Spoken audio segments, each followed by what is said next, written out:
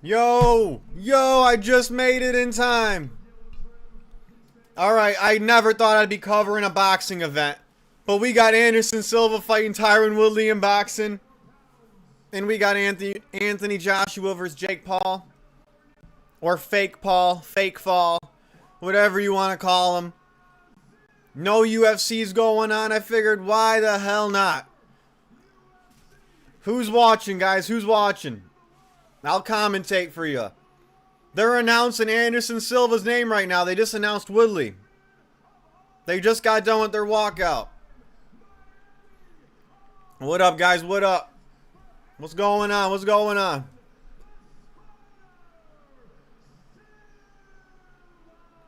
Oh, he's got his Spider-Man outfit on. Anderson the Spider Silva. Anderson the Spider Silva's up. Alright, guys. What are we thinking here? What are we thinking here? Tyron Woodley, T-Wood, or the Spider? Anderson Silva's longer, rangier. Obviously the better striker. I say Silva's a better fighter. Now, Woodley hits harder. And he was more jacked and ripped at one point. But as far as striking goes, we all know Anderson Silva's better. Now, there's no kicks going on here, obviously, but I would have to say I'm going with Anderson Silva, even though Woodley could have knocked out Jake Paul in that first fight. Here we go. Round one. We got T. Wood and Anderson Silva. They're at range right now. They're at a distance. Silva's in lefty. T. Wood is stalking him in righty. And we all know Woodley just has that overhand right.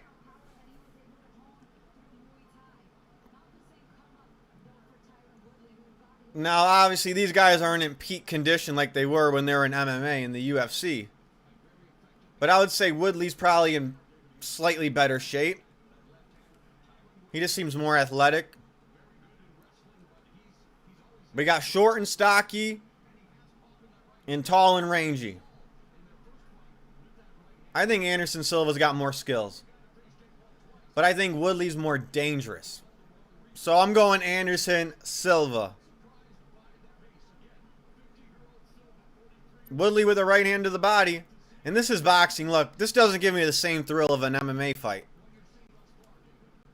I don't know how anyone could say boxing's better than MMA. It's so fucking boring compared to MMA. But hey, no UFC for 6 weeks. Let's stream this fight card. There's only 3 fights left, I think. They started early. Which I like. Let's start the card early. Let's start the show early. They started at what, 8 o'clock, 8:30? Oh, Woodley looking for an overhand. He went jab to the body, overhand. Anderson blocked well. Anderson is being very patient, hasn't thrown anything yet. He's trying to find his openings.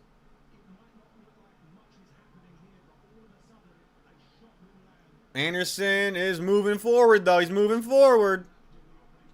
Woodley's literally in the corner of the ring. That's not smart, is it? Oh, Anderson landed a left hand. Silva with the left hand. They're clinched up. Silva pushed Woodley off of him. Woodley with the straight right to the body. Alright, they're in the center. Silva's got his hands up high. He's got his left hand glued to his face. Woodley landed jabs to the body. Woodley's actually being more active so far. We need a little more from Silva. Anderson Silva, we need a little more.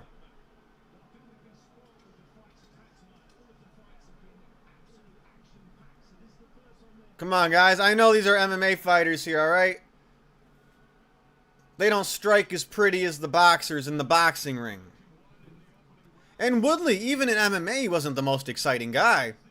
He had all the tools. He was athletic. But he would literally just do nothing. Remember his fight with Damian Maia? Threw a couple power punches. That was it. Remember his second fight against Stephen Thompson? Did nothing. Woodley has been notoriously boring. Now, Anderson Silva's always been exciting. But he's had some bad ones, but he's more exciting than Woodley, especially in their primes. What up, chat?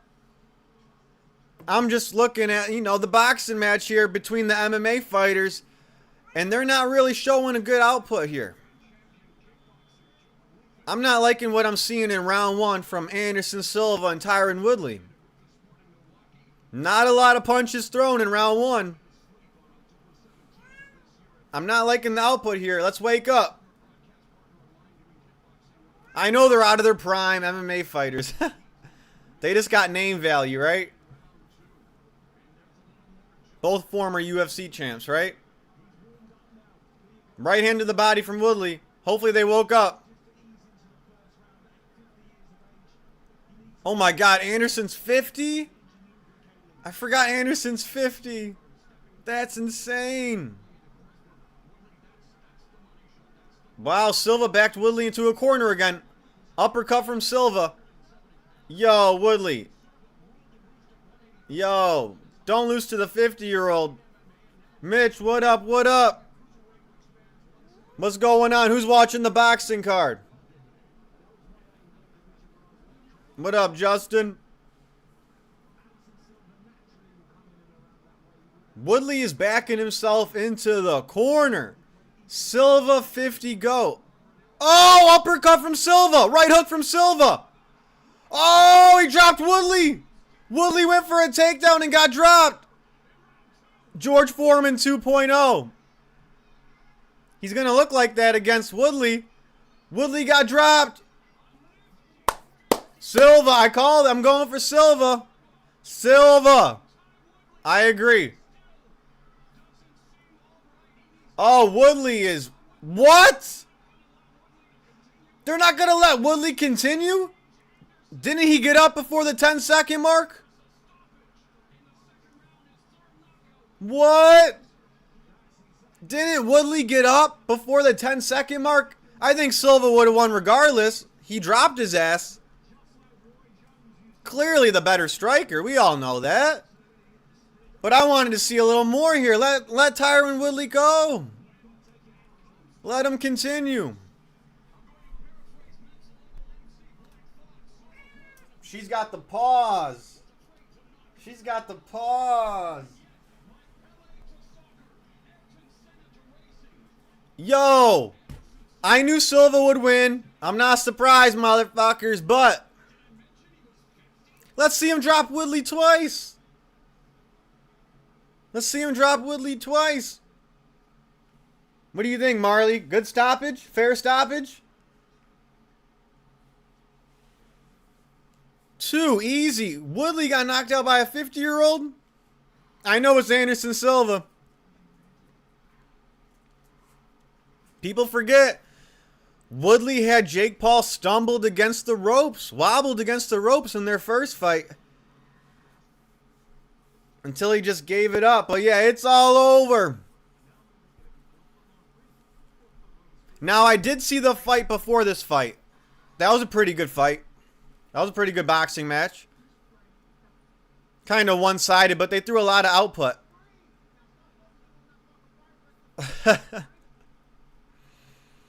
Oh, shit. Now, Silva landed some nice uppercuts. But I wanted this to go a little longer. Two former MMA fighters, two former MMA champs. But we all know it was a wrap from the start. The spider. Show the replay. There it is. Lead uppercut. Overhand right. Or right hook. Two right hooks. Feinted the leg. Yeah, did he lift his right knee up? Ooh, uppercut, right hook. And then two hooks that missed after that. That right hook did it. It was that uppercut that started it. Then he landed a flush right hook on the temple. Little shovel left hook. Woodley shoots a takedown. Why'd they stop it? They touch gloves. They shouldn't have stopped it.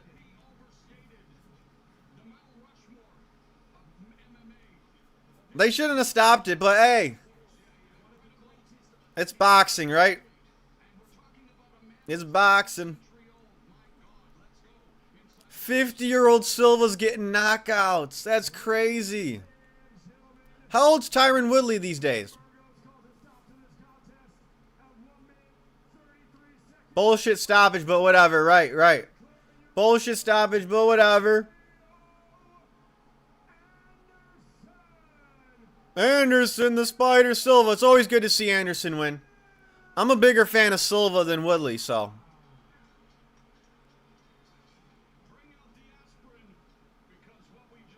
Woodley looks disappointed. Woodley's disappointed. Mars is oh shit, my cat's watching the boxing. She said early stoppage.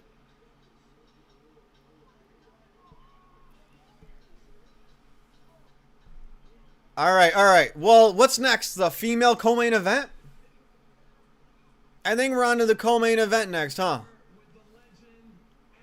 Oh, Ariel Helwani's interviewing him. Silva with the Spider-Man shirt. How did you do that? Well, look at this guy here. I have young kids to push me hard every day, you know. He speaks good English. Team in Brazil, my Silva speaking good English. Coach Nick and Coach Dória, and I'm so happy to be here. And Coach He said the young fighters in his training camp pushed him and helped him to get this win. were you expecting to get rid of him in the second round? No, I just tried to take my time, you know, my distance, and I'm lucky. But lucky is the people training hard, and I'm lucky. Yeah, I disagree. I don't think you're lucky. I think you're Silva called himself lucky. looking at the highlights right here. Tell us Nah, he won. That was a flush uppercut. That was a flush uppercut. points this guy in training. You know, the guy's giving a lot of points in training, you know, and kick my ass the whole time in training, and I come here and do my best. Oh, Silva said he was getting his ass whipped in training, and that made this fight seem easy. Kick my ass whole time in training, bro. Come on, bro. So now Anderson, isn't this a great moment to go out on, or do you want to keep going? I mean, I keep doing, you know, I It's a good moment to go out on. Why keep going? start my police academy to Beverly Hills PD, and you're gonna become a police officer. Yes, you know, I think that's the Anderson Silva's going to become a police officer. something back for the United States, and I go do that. Yeah. Well, look out. Wow, his English. Chael Sonnen was right. Does that mean this is your last fight? No, that's not my last fight. I Oh, it's not his last fight. something hard, and we'll see next time in next event, and more title promote. We'll see. All right, well, Thank you for the kiss. Chael Sonnen was right. Anderson Silva could have spoke English this whole time. Days and Police officer wants to be like Stipe. is a big legend in UFC. Yeah, they both want to be first responders. Nobody can come inside here in short time and doing this, you know. And Well, Stipe is already a first responder. thank you so much, Kevin. I want to ask him a question in a moment, but I do want to ask you, who do you want next then? Who do you want next, Anderson? Who do you want next? Tell me, so you Spider-Man, who your Venom? And my Venom is Chris Weidman. Chris, I know you hurt your arm, Oh, he's calling out Chris Weidman. and I'm waiting for you to stay better. And let's go on the show. The guy who broke his leg. How ex-UFC fighters can do a good job in boxing. Respect the boxing community. That's more important. Good for Anderson. One of the best strikers of all time. One of the best champions during his run. One of the most flashy strikers.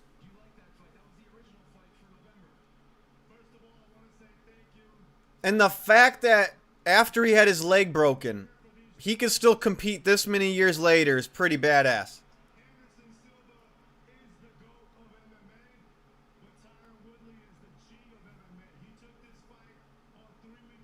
Now, Anderson versus Chris Weidman. That'd be funny because, damn, they both snapped their shins. That'd be a broken shin fight. Oh, they're interviewing Woodley.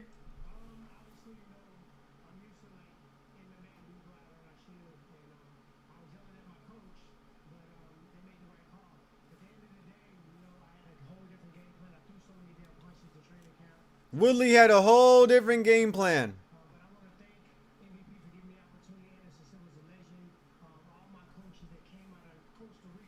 All right. Let's get to the co-main event.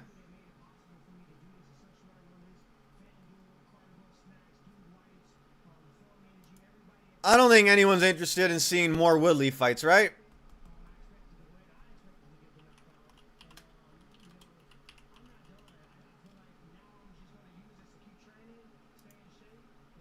Woodley said, I'm not done. I'm not done. Okay.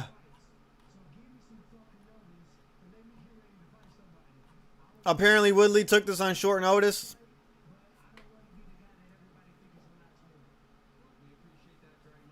All right. We got some chick fight in the co-main event before the main card, right? Before the main event.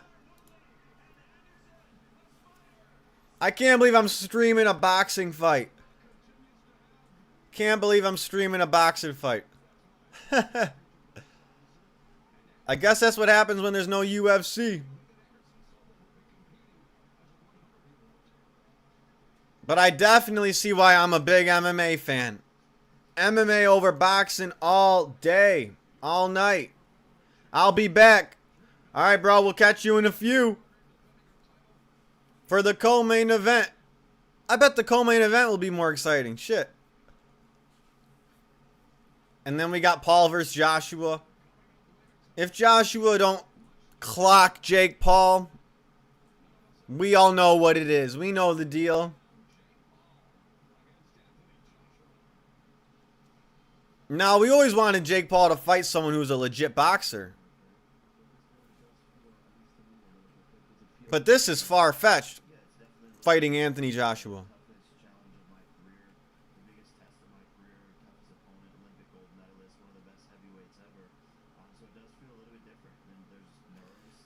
Hey, I think he should have avenged his loss to Tommy Fury before fighting Anthony Joshua. Am I wrong?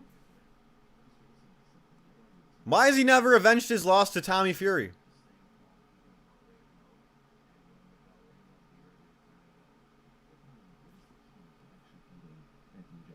Ariel's interviewing Jake Paul pre-fight.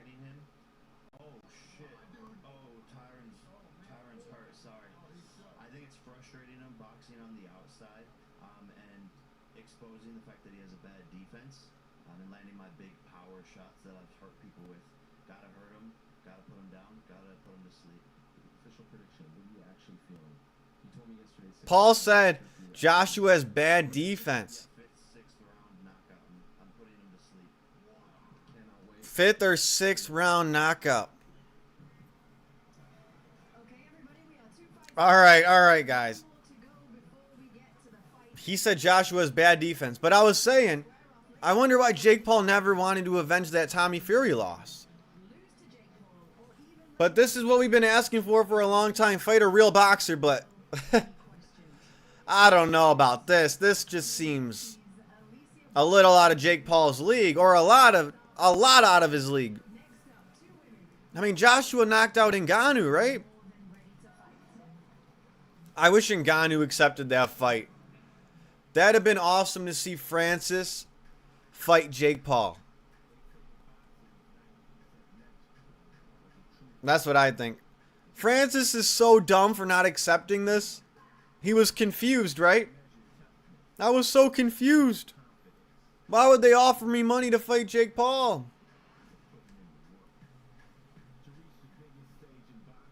Like, I get what Francis is saying, but why is Francis fighting? His last fight was against someone that no one even knows. Not in boxing, but in MMA.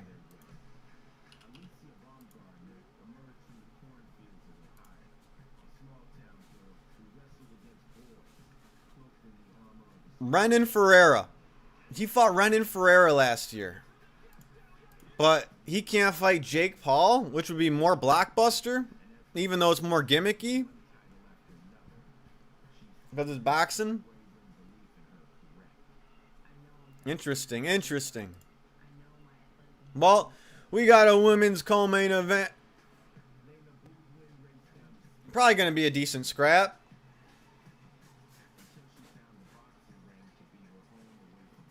I'm back, I'm back. Just in time for the co. We got the women's fight. But yeah, I wanted to see Francis versus Jake Paul, but Francis was too confused about the offer. Apparently, he's acting like he's never seen a fight contract before. But it's all good. Anthony Joshua's the better boxer. Just makes me question this fight, though. Why would Jake take this fight? There's no way Paul thinks he has a chance against Joshua if it's a real fight, right? Or a real boxing match.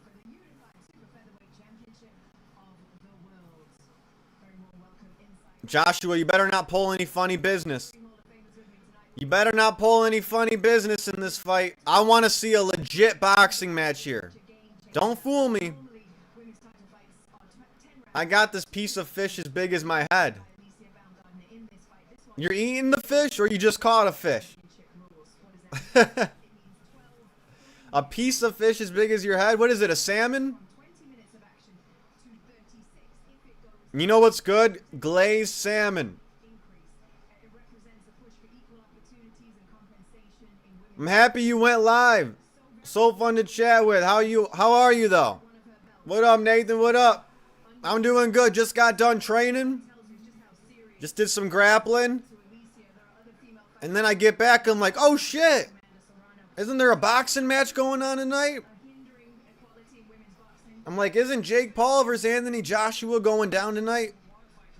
Turn on the TV and I already see Woodley walking out. I'm like, oh shit. Glad you're in the chat though. Good to hear from you. I think Paul knows he's got no chance, but he will legit try. If that's the case, you gotta respect that. Eating the fish. Hey, I like glazed salmon, but I'm not a big fish eater.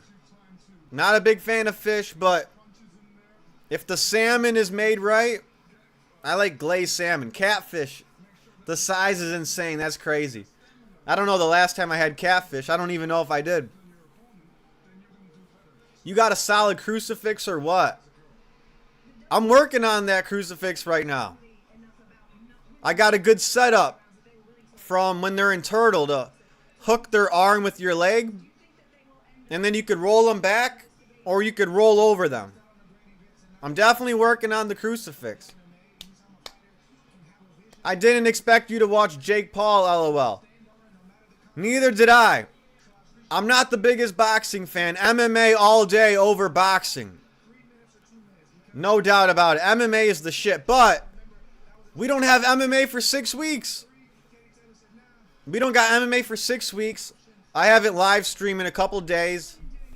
I figured why not, right? Why not? You got to get that aquarium. Yes. I'll get a big aquarium and I'll put some catfish in there. But I won't eat them. I'm going to get a big aquarium. Yeah, that roll forward and turtle to grab crucifix is fun. It is. And there's a lot of submissions from the reverse crucifix. There's rear naked chokes. There's shoulder locks. There's arm bars. You could throw your leg over their head. And you can go for the thigh choke. You could go for inverted triangle, but that's a little harder to pull off. What about some vampire crabs? Yeah, that'll be the first thing. I'm going to get those vampire crabs. Yes, sir. Yes, sir. Oh. The women's fighter's going to be walking out soon. Shit, Mike Perry should have hopped on this card. What are you doing, Mike Perry? Double wrist sticks. There's so much from Crucifix. I'm definitely gonna start playing with that position probably the next few weeks. You're supposed to, you know, stick to a game plan each couple of weeks. Try to go for one move. Try to perfect it. And then move on to the next. Not gonna lie, this week I've just been rolling to win. I've just been using my A game all week.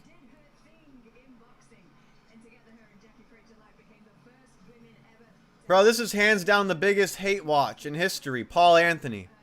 Yes. If boxing wants to, you know, be considered watchable, they better give us a real fight here.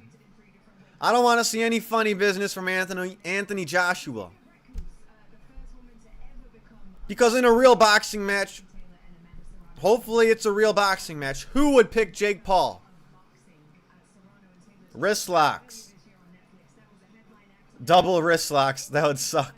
Yeah, wrist locks. I got put in a wrist lock this week. I somehow escaped it, but they're tricky and people snag them quick. You can't leg lock or wrist lock white belts. You got to be blue belt or above, right? I'm cheering for Jake Paul, Nathan. I want to witness history. I hear what you're saying, like, root for the underdogs, the crazy shock value upset. But wouldn't we have to be suspicious if Jake Paul wins? Wouldn't that cause a lot of suspicion? I mean, Joshua knocked out Francis Ngannou in boxing. I will admit, I did not expect this to be Jake's, like, first legit opponent. I didn't think he would fight someone like this size. This size is just crazy.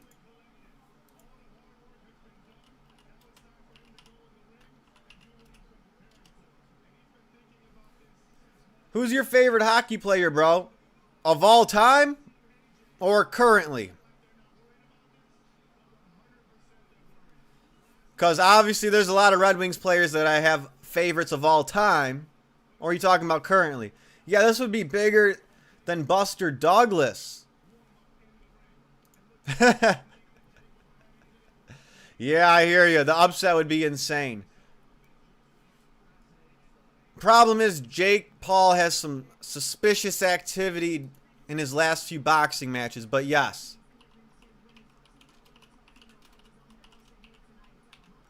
If Jake Paul wins, I don't know if I'd believe it. I need to see Joshua win. I need to see some legitimacy confirmed in some boxing matches here. That's what I'm saying. Everyone got their Netflix on or what? I know AJ Minks is watching hockey. I'm watching hockey on my Xbox. Who's got Netflix? Who's watching the fights right now on Netflix?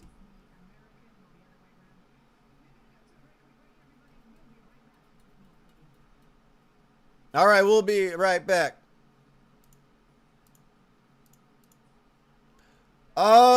Well, just because he's only got a few more years left, I'm a fan of Patrick Kane right now. I know he's up there in age, but you love to watch him at the games. I just went to the Red Wings game, and they were lost without him. I think we needed Patrick Kane there.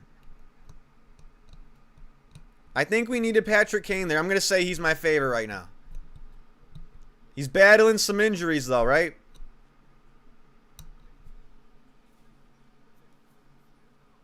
Will you watch Tate versus that other guy tomorrow? Oh, yeah, that Chase Demore versus Andrew Tate. We'll see. Possibly. Possibly. You never know. I don't think I'm this big Andrew Tate fan. Is this his first fight, like, in a while? I know he was a kickboxer back in the day, right? Who else is on that? Is there anyone else name-wise on that card? Currently, my favorite NHL player or hockey player is Leon Draisaitl. Oh, hold up. Do I know him? Let me look this guy up.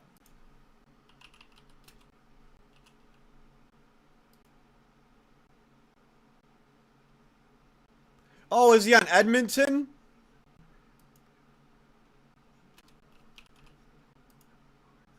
Edmonton Oilers, huh? Oh, yeah. He's German. Shout out to Germany. Why is he your favorite? Because he's a goal scorer, right? He's a forward.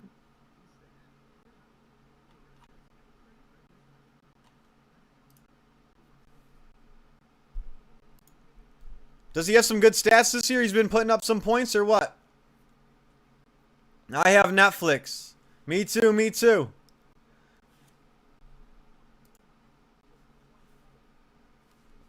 What if Joshua looks like RDR and Jake just 10-8s him over and over?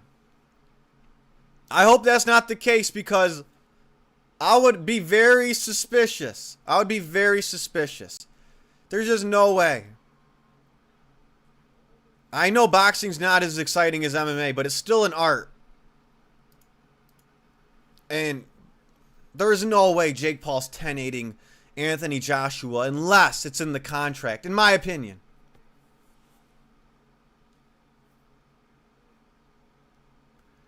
I have Netflix, but I like hockey more. Well, yeah, I like hockey. I love hockey. But you might as well just tune in for the main event. Why not, right? Unless it's a complete shit show. But why not? It's always fun to tune in if there's like a 1% chance Jake Paul's fight could be real, right? If there's a chance he can get flatlined, we might want to witness that. I completely forgot Tony Ferguson is competing tomorrow in that co-main. He is?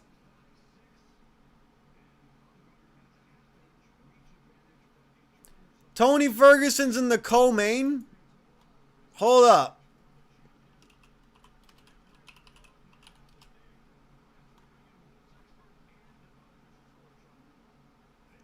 Who's he fighting? Warren Spencer? Oh, shit. Well, that might make me want to watch the fight, to be honest. That might make me want to watch the fight. Tony Ferguson, when he was in the UFC, was my favorite fighter. No doubt. When Tony Ferguson was in the UFC, that was by far my favorite fighter. T-Ferg. El Kukui. We'll never have another Tony Ferguson in the UFC. Wow, I might have to watch now just for Tony. Not even for Tate, just for Tony. Hoped you knew more about that Tate stuff. I have no clue. I barely follow boxing. I respect boxing. It's good to train your hands, but as far as watching it, it's boring compared to MMA, and I don't follow Andrew Tate too much. Honestly, I don't keep up with Andrew Tate. I don't hate him. I just don't find him interesting. Tate was a legit kickboxer. Like, really good. The other guy, I think, has only fought celebrities or something. Yeah, he knocked out some YouTubers. That Chase Moore guy. I think he got into some street fights. I think Nate Diaz was going to slap him on the streets or something. Yeah, Nathan Tony. Yeah, Tony. I might have to watch just for Tony.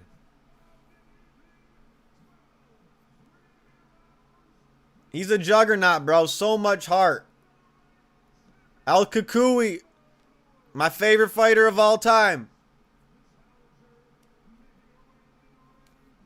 I mean, if you wanted to get motivated to hit a workout or something, you just pop in or listen to a Tony Ferguson interview. That guy knows how to pump people up. He's a little cuckoo, but in a good way.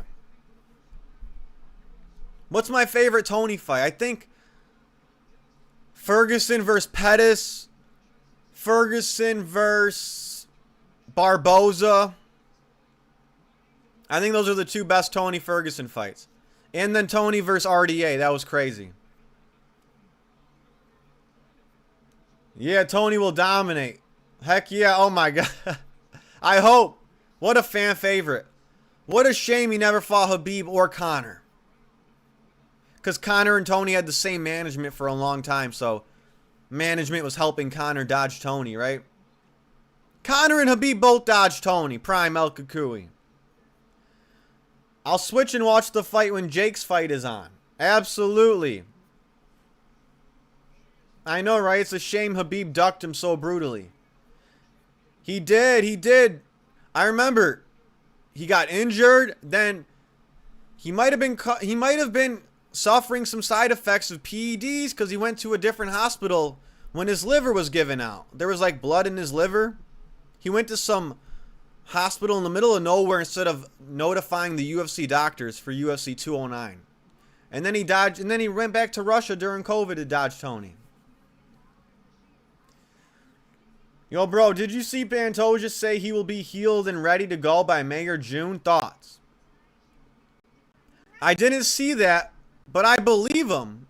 And my thoughts are, it doesn't matter. UFC is set on making Josh Van versus Tatsuro Taira. It was never about Pantoja's injury, in my opinion. I think Dana looked happy when he found out Pantoja got injured. And he was like, yeah, he's going to be out for a long time. Just putting words in Pantoja's mouth, you know? He was smiling, talking about Taira versus Van and how what's his name? Yeah, Pantoja, he's going to be out. What would you do? If you were Dana White, would you do Pantoja versus Van rematch right away? Or would you go straight to Japan and do Van versus Taira?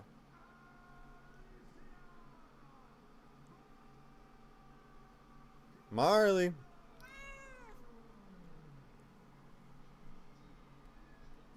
Have you ever seen Leon Draisaitl highlights? He's so entertaining, man. You know what? I haven't seen his highlights. I'm going to look him up, though. I'll look him up. AJ Manx. Have you seen Leon's highlights? I'm sure you've seen him live I'm sure you've seen him in the games. You watch so much hockey. AJ Manx, what do you think about Nathan's favorite hockey player? Let us know. Hockey is my secondary sport with UFC. I know everything. We got hockey fans. Hey, I was just at the game. Red Wings lost, but I was just at the game. Red Wings versus... I don't even want to talk about it. We lost to the Mammoths. We lost to Utah. That was tough. I don't want to talk, but I was just there on Wednesday. It was fun. But the Red Wings needed to be rougher. They needed to be more aggressive. I can't believe we lost to that new team. The fucking Mammoths. Yeah, I would definitely not put people's dreams on hold just because Pantoja deserves a rematch. He can get it after. Yeah, I think they're going to go Taira, Van. Screw it. Give the winner to Pantoja. AJ Manx for sure knows Leon. Oh, I bet. I bet he does. Tomorrow y'all got it against Capitals. I hope. I want to keep our spot in our division. I don't want Red Wings to lose their spot.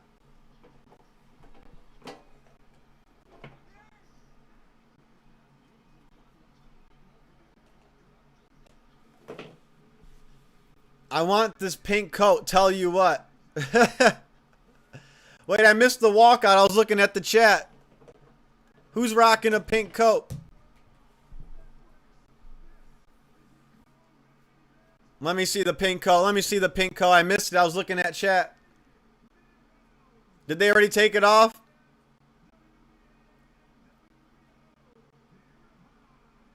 Wow, they got to take off all her chains. She's got like 5 diamond chains. They're going to need a half hour just to take off all her diamond necklaces. I'm watching Hurricanes versus Panthers right now. It's insane. The Panthers just came back down 3-0 to tie it. 3-3 going to overtime now. And yes, Leon is good. Extremely good goal scorer. And is a top player in the league. Yeah. AJ Makes, you're a stud, bro. Yeah, the black girl had so much bling. She had $1 million on her neck walking to the ring. The coat was half diamonds. Damn. She's that fucking rich? Oh, Layla's from Quebec, Canada. Layla from Canada, 13-0. He'd be the best player on his team if McDavid didn't exist. And thanks. See, AJ Makes knows this shit.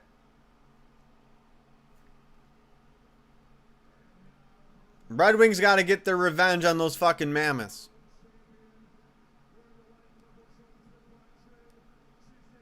All right. Damn, this Alicia is rich as hell. Everyone on her team is iced the fuck out. She's probably getting paid a bank for this one. All right, here's the co-main event. Let's get ready. Let's get ready. That means Jake Paul and Anthony Joshua are warming up right now backstage. They're getting their warm-up ready right now.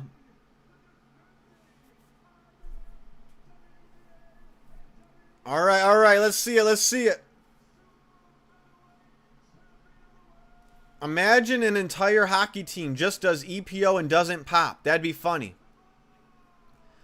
I'm sure there's guys on some PEDs in all sports, right? You never hear about anyone popping in hockey, but maybe they don't test that much. Like NFL. I don't think they have strict drug testing. Even John Jones said that. He's like, my brothers are in the NFL, and so much stuff gets swept under the radar as far as that goes. It's crazy. I think a lot of professional sports don't have strict drug testing at all. I think most professional athletes are on something, to be honest. Just because whenever there's millions of dollars on the line, people are going to risk it to be the best. They're going to do anything they can to be as athletic and prepared as they can. Hockey players are such gangsters. They make b-ball players, basketball players look so soy. I agree. They check each other through the glass windows. Possible fights. All right, here we go. Jab to the body. By Bedoin. Bedoin with jabs to the body.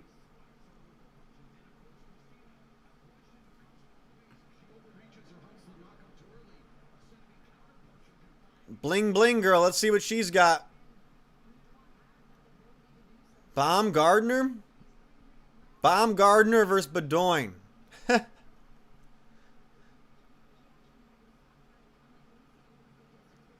But yeah, hockey players make basketball players look soft. No doubt about it. And you got to be athletic to play b-ball, but there's always a foul. You could touch someone's pinky. Foul. They're being very patient right now. Baumgartner and Bedoin. Oh! Right hand, left hook. From Mrs. Bling Bling. She's got diamonds on her boxing shoes, it looks like. Why does it look like she's got diamonds on those boxing shoes? That's funny.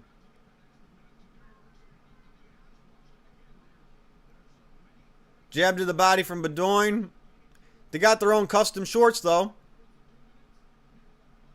Double jab cross to the body. UFC needs more custom shit like this. I'm thinking about when I move out doing something similar to Mitch with hockey, like streaming alongside the Wings games. Post-game reaction videos, recaps, maybe my own power rankings. The power rankings. All right, the power rankings. You like the power rankings, don't you? You'd put Leon up there, I know it. Put Leon up there at the top. Like in basketball, you even raise your hands on another player, you're fined and kicked out of the NBA probably. Definitely a penalty. Definitely they get a free throw. You fucking breathe on somebody, they get a free throw.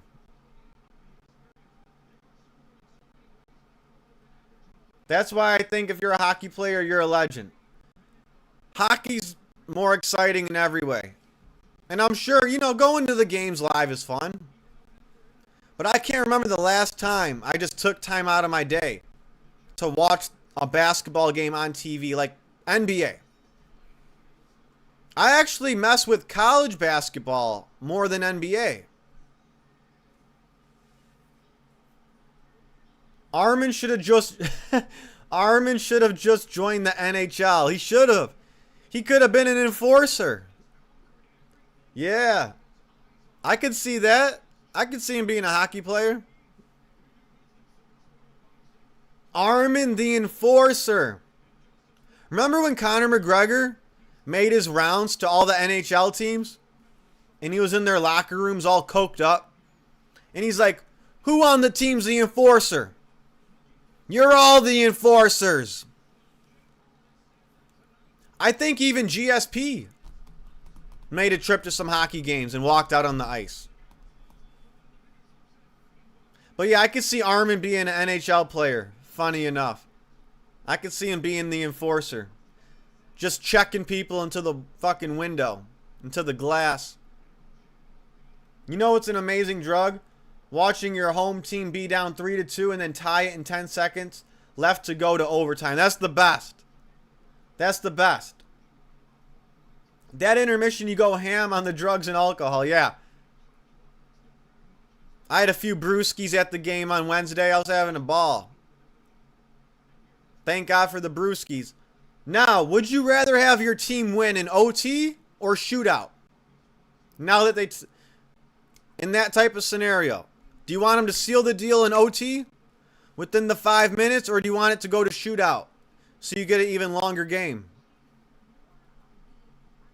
In the playoffs, I meant specifically or specially. Okay. Well, the best part about the playoffs is no shootout, right? It's just OT after OT. I hate losing in shootout. So yeah, I love playoff because there is no shootout. No drugs needed, just tying the goal would have me jumping. Well, all the arenas sell the beers, but yeah. Everyone's going to be jumping. You know it.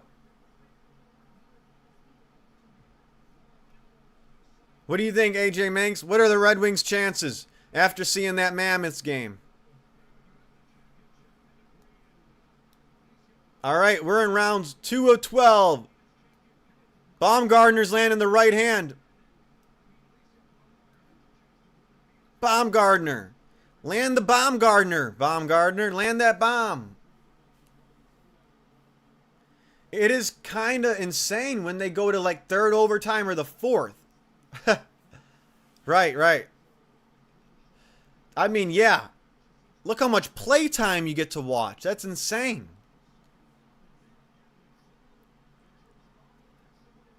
What do you think about leaving early if your team is losing? What do you think about that? Do you think you should stay and watch your team to support them? Or do you think if your team is down like 3 goals with 5 minutes left, you should just leave early and beat the traffic if you're at the game?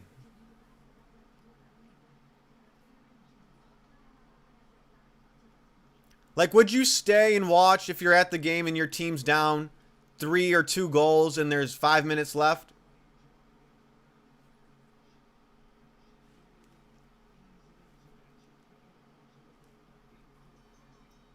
I'm watching Panthers Carolina right now as well. Waiting for Paul Anthony. I don't blame you. I don't blame you. Nothing's knocking any people's socks off in this co-main. MMA is where it's at, but MMA can learn a little bit from these events and make between rounds more exciting, between fights more exciting.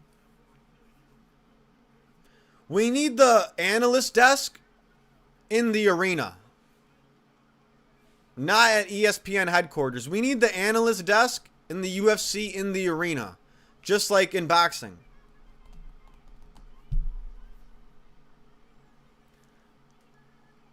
I know, right? And if they play like they were before the Mammoth game, pretty good. If they play like they did versus the Mammoths, then pretty low chances, because before last game they won like 5 out of 6 or something. I know.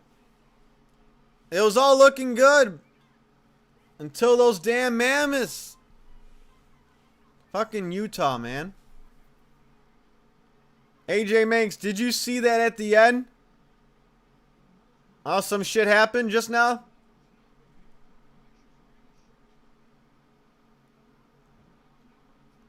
Some shit just happened at the end of the period?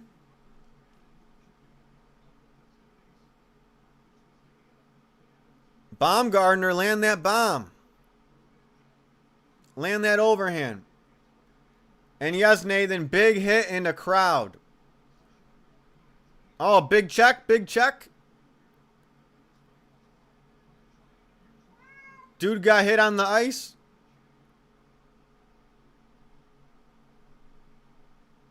Red Wings power, are there power plays?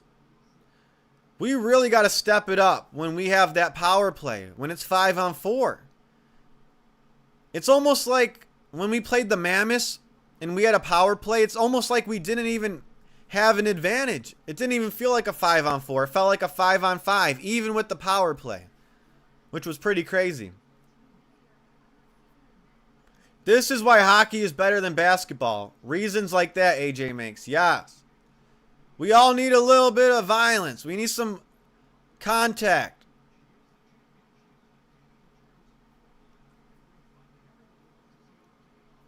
Contact sports.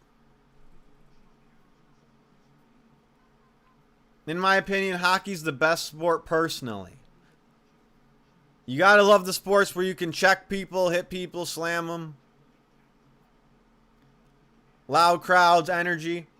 It's fun.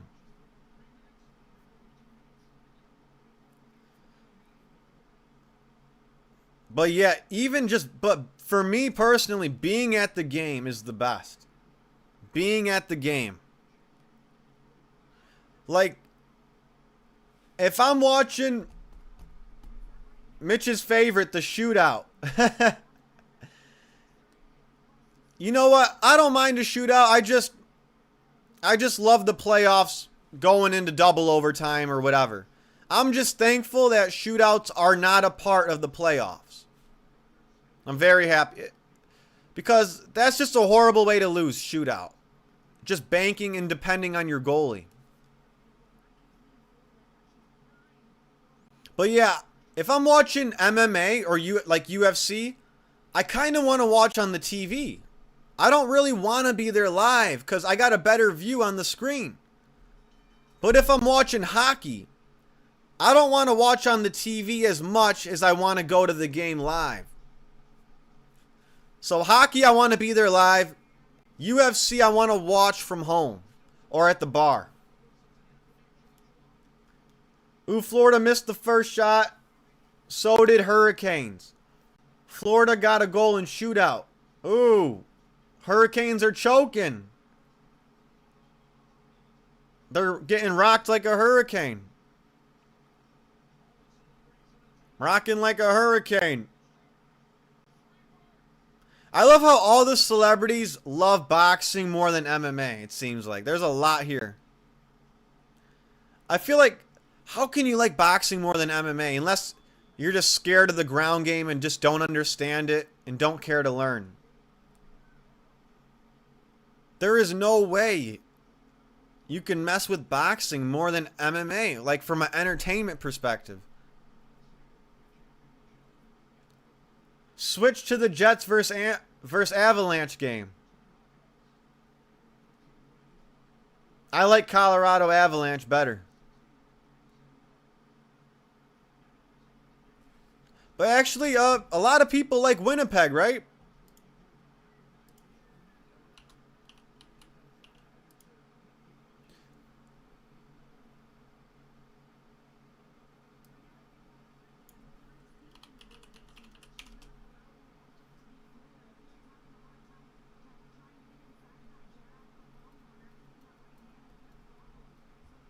A lot of people like Winnipeg. Alright, we're in round 4 of 12 in this co-main event. Baumgartner versus Boyden. What's even going on here? What's going on here? We're all just waiting for the main event. That's how boxing is. It just has you waiting for the main event, right? Well, your Avs are winning 2-0 in the second period. I didn't even know the score. I just had a feeling. I had an inkling, Colorado Avalanche.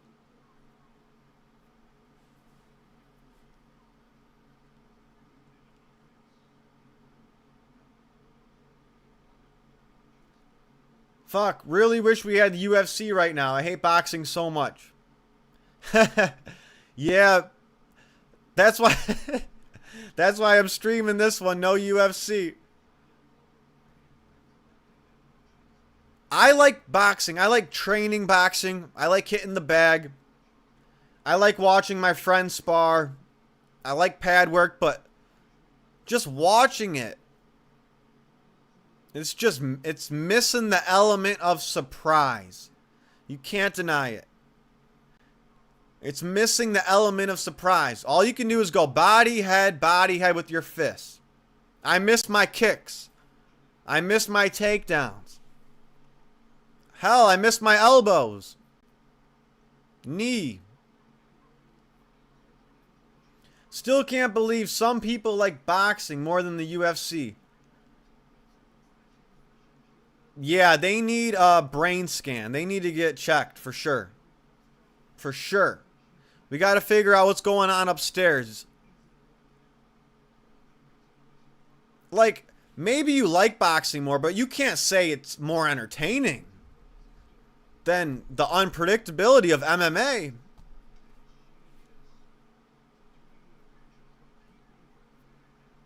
Don't forget the 50 clinches that get broken up each fight in boxing. Right, right. You can't, trust me, I won't forget that. It reminds me every match. But hey, I just don't get why they get paid more. Very weird. I hate when MMA fighters want to move to boxing. Like Topuria. It's so lame. Like, I don't want to see you in boxing. Conor versus Floyd should have been a one-off and that's it. Conor versus Floyd, that'll never happen again. You'll never have that big of a hype. It's impossible to replicate the hype of Conor versus Floyd. That should have just been a one and done. I didn't need to see Nate Diaz versus Masvidal, or Nate Diaz versus Jake Paul, or Woodley versus Paul, or Silva versus Paul, you know? All right. Round 5 of 12 in this women's co-main event. Oh, my God.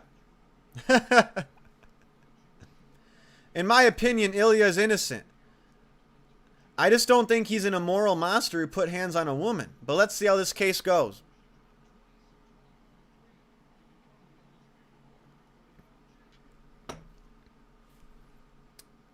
It's yeah, I mean, there's no verdict, right? People can think what they want. People can think what they want. My thing with Topuria is, whether he's innocent or not, I admit he's the most exciting champion. Like, he's in the lightweight class. He's a great fighter. But fuck. I already said my piece in my video. Just what a waste of potential. He doesn't fight. He just doesn't have the championship values, as exciting as he is. I just can't respect saying Paddy and that's it. Paddy and then maybe Islam, then I'm going to boxing. No number one contenders. Just Paddy and then maybe Islam and then boxing. I just can't respect that. Personal issues with Topuria aside. Just sports-wise. Oh, it drives me fucking nuts, man. Paddy and then boxing. Paddy and then patty cake it up in boxing. Ilya's so good. I want to see him knock out the real contenders. You'll get to Paddy eventually. Knock out Arman if you can. Then deal with Paddy. Then move up and fight Islam. Or fight the welterweight champion. But yeah, the whole fan base believes Ilya's innocent. And that's fine. But I just know that I just don't think, you know, he's Mr. Honorable, if you know what I'm saying. I say Mitch has made my second favorite sport now. UFC MMA. Didn't really have one before, so that's what's up. Glad to hear it. That's good to hear. Max is a lock in my opinion. I just think he's levels and levels above Charles. Well, that's good matchmaking, and yes, Max does great against fighters from his generation, his age, older legends. Max is the guy to put out an older legend. Look what he did to Poirier. Look what he did to Aldo. Max knows how to fight these legends that are his era. And speaking of fighting guys from your era, that's my gripe with Topuria. He won't fight. He's never fought anyone from his era in a title fight. He's never fought a Lopez, his age. He's never fought a Masvidal. He's never fought a Murphy. Never fought a Arman. Charles signed his death certificate, in my opinion. I'm going Max, but it's still going to be a fight. I don't think we're going to get a 50-45 here. I think Charles can pull off a round or two. I think Charles can steal a round or two. I think it's going to be a good fight. I think Max will still have his hands full, considering Charles beat Gamrot. Even though Gamrot's a wrestler, different style. But yeah, Max is just a more complete striker. He's got better distance, better setups, that jab. The only thing Charles has on him in the striking is the diversity in the clinch. In the clinch, he can go knees, elbows, jumping switch kick. But other than being more diverse in the clinch, Max is the way more efficient striker. Hope to watch more UFC in the Paramount era, since I don't know much about this UFC yet. I can't wait for the Paramount era. MMA is going to get so many more fans in UFC, obviously, because everyone can watch. That's what I'm excited about. I think more people are going to be tuning in. And no shit, right? Who the fuck is going to pay for an $80 pay-per-view? I'm pumped about Paramount. I'm stoked. Paramount's the move. I'm going to get Paramount. No doubt. I'm getting it. Plus the other shows, it's worth it.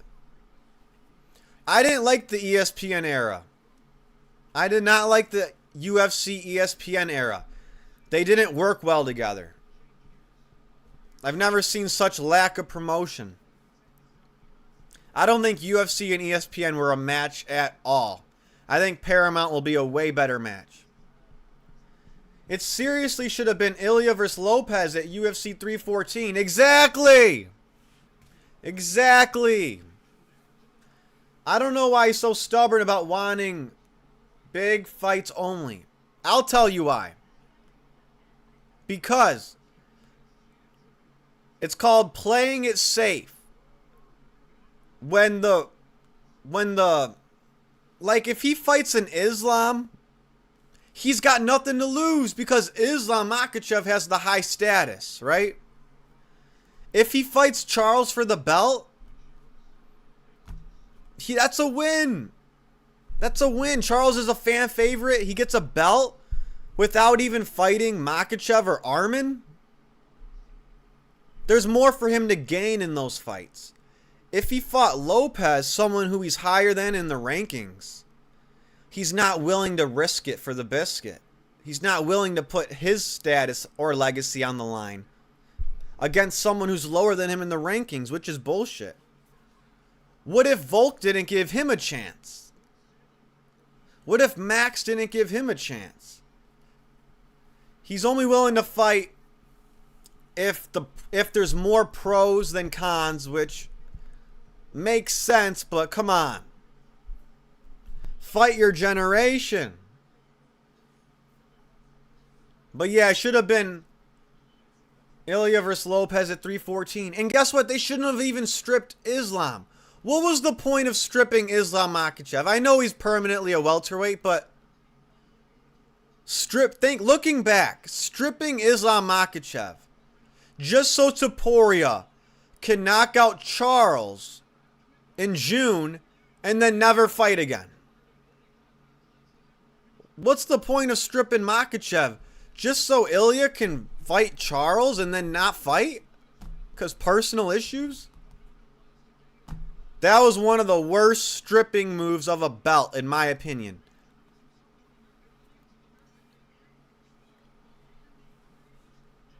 Watch them put on the lamest card still since they see growth and are like, oh, we must be doing it fine. Look at the numbers. They're going to put on big name fights.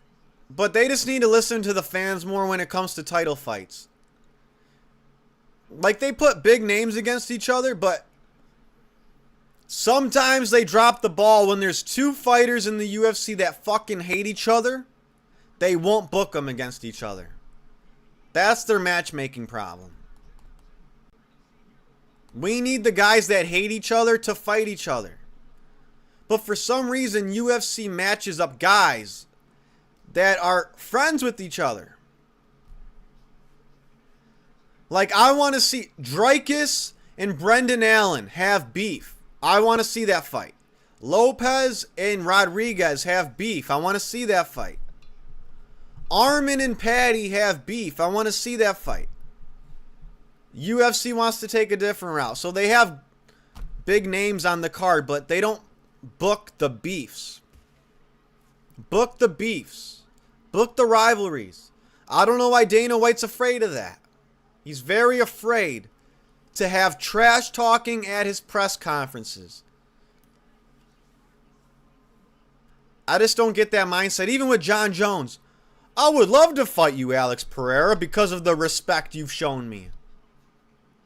Why do you want to fight someone you respect? Fight someone you fucking hate. Maybe I'm crazy. It pisses me off so much when people are like, bro, he wants Islam. He's not avoiding fights. Like, bro, what the fuck has he done to freeze welterweight and then relinquish that belt immediately? No shit he wants. Yeah, exactly. And no shit he wants Islam. If he loses, who cares? It's the pound for pound GOAT. And if he wins, he gets all the praise. A real champion puts his status on the line against someone who's not as popular or who is not at that stardom yet.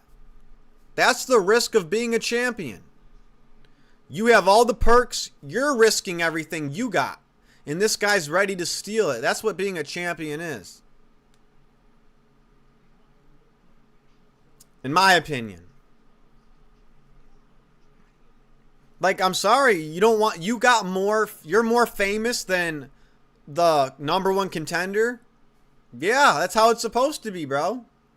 The champ is usually more famous than the contender. So what? You still gotta fight him. You still got to fight them. Being a champion doesn't mean you only fight people more famous than you or just as famous than you. Oh, Bomb Down or whatever her name is. Long Bomb just dropped Homegirl with the right hand. Yeah, that's my rant for Ilya. Being a champion doesn't mean you only fight guys that have a bigger name than you. It means you fight guys with a lesser name than you, the contenders. Because how are they going to get a bigger name unless they fight you? It's pretty simple. I got you, like I said. I don't know much about this UFC stuff. You will. You will. Yeah, like it's literally about, we can't let Ilya freeze welterweight for no reason. So the Islam fight shouldn't be brought up.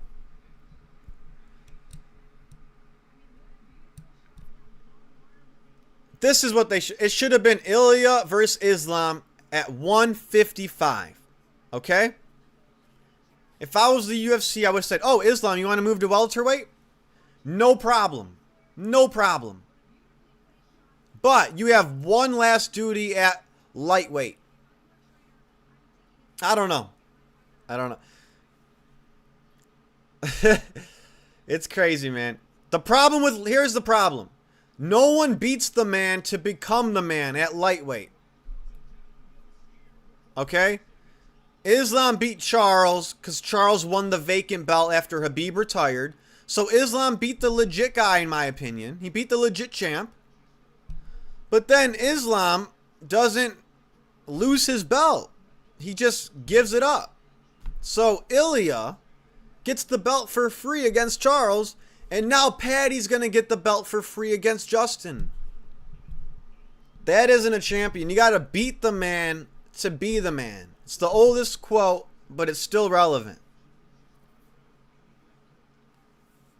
AJ Manx, what are your thoughts on Kiefer Sherwood, bro? Switched again to Dallas Stars versus Anaheim Ducks game. Fun game so far. 2-1, 5 minutes in. There's no fucking way Ilya beats Islam at 170 as long as Makhachev fights him a certain way. Right. At lightweight, it's a pick'em.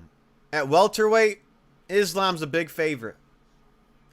I don't know much about Sherwood. I know he's been playing better lately, but haven't seen enough personally to have an opinion. Yeah, he's a beast. Nathan with the NHL knowledge. Sherwood's... Is it Sherwood? Oh yeah, on the Jets, huh? We're talking about Winnipeg. Or no, he's not on Jets.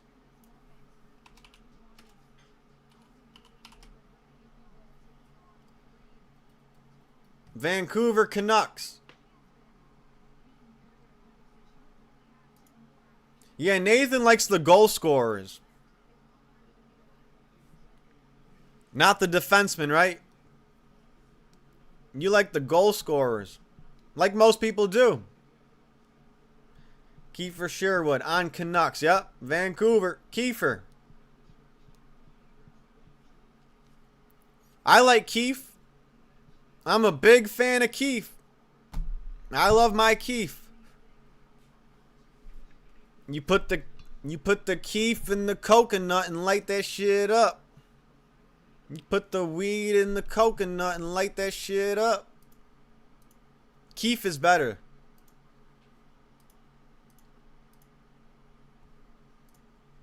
Speaking of Keefe, man, you should see my grinder right now. I got a mound of it. I try to watch as much as I can, but it's hard because I work a lot.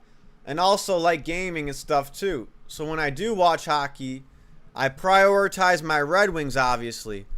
But I try to watch other games when I can. Yeah. That's how all the fans are. You watch your main team first. And then if you can, you watch the other fun games. Have you ever played ice hockey, brother Mitch? Never played ice hockey. My dad was a hockey player. He played hockey a lot.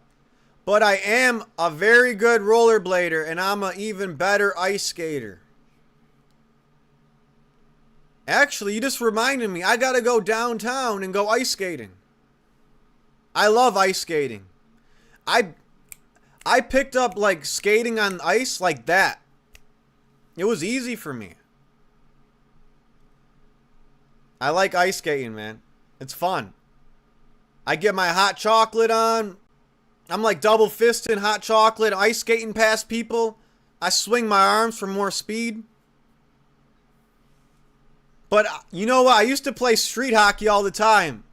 Almost got ran over 50 times, but in my old neighborhood, I'd put the nets up in the street and I'd play hockey. Roller hockey. I would say I'm pretty good for someone who's never been on an official team. I can rollerblade and ice skate. And I can slap the puck pretty good and dribble. Do some dekes. But hockey, I just never had time for the travel. Because let's be real, if you play hockey, you're on a travel team. And you got to dedicate all your time to that shit. They don't play around in hockey. I mean, you're never going to be home if you play hockey. And right now I'm off for the holidays, so more time for hockey. Yeah, that's what's up.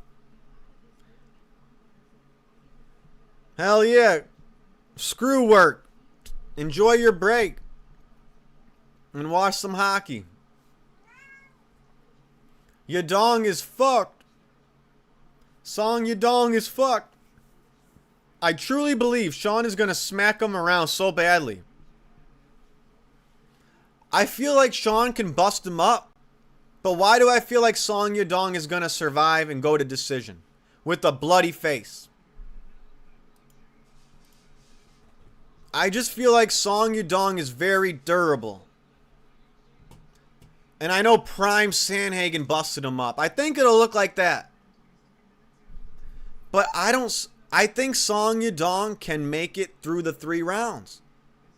With the busted up face. Wish I had the same energy experience with ice skating. I can't skate for shit. I can play hockey though with some friends. Got a hat trick in street hockey my first game I played. You gotta love a hat trick in street hockey. And you gotta appreciate those dead end streets. When you're a kid and you could play hockey on a dead end street, nothing better than that. Cars aren't ruining the game. Song is so fucking good too, but I just think O'Malley can figure him out. O'Malley's gonna figure him out. Song Yadong, he just likes to throw those hands. He's kind of like a guy that would be built for bare knuckle in my opinion.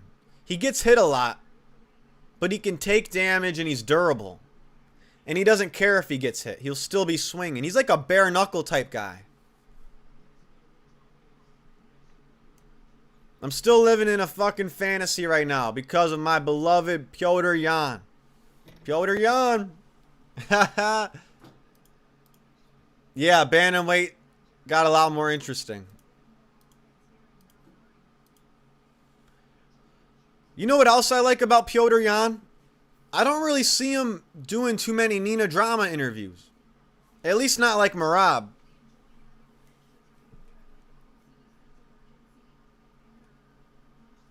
Like, maybe he's been on Nina Drama's show. Oh yeah, he kicked the phone off, right?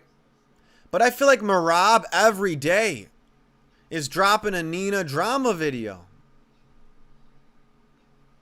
I can't stand it. Like, Merab, find another girl to be around. Is that the only girl you can find? Maybe Yan is right.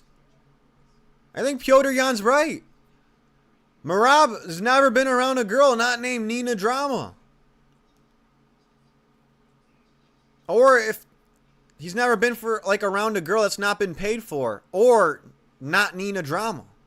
I think Jan's right. I feel like if I could skate, I could have been a solid player. Not saying NHL level.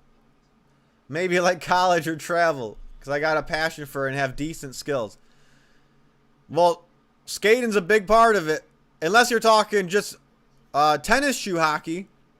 You should start up tennis shoe hockey league. You wear your sneakers. You play on a wooden roller rink.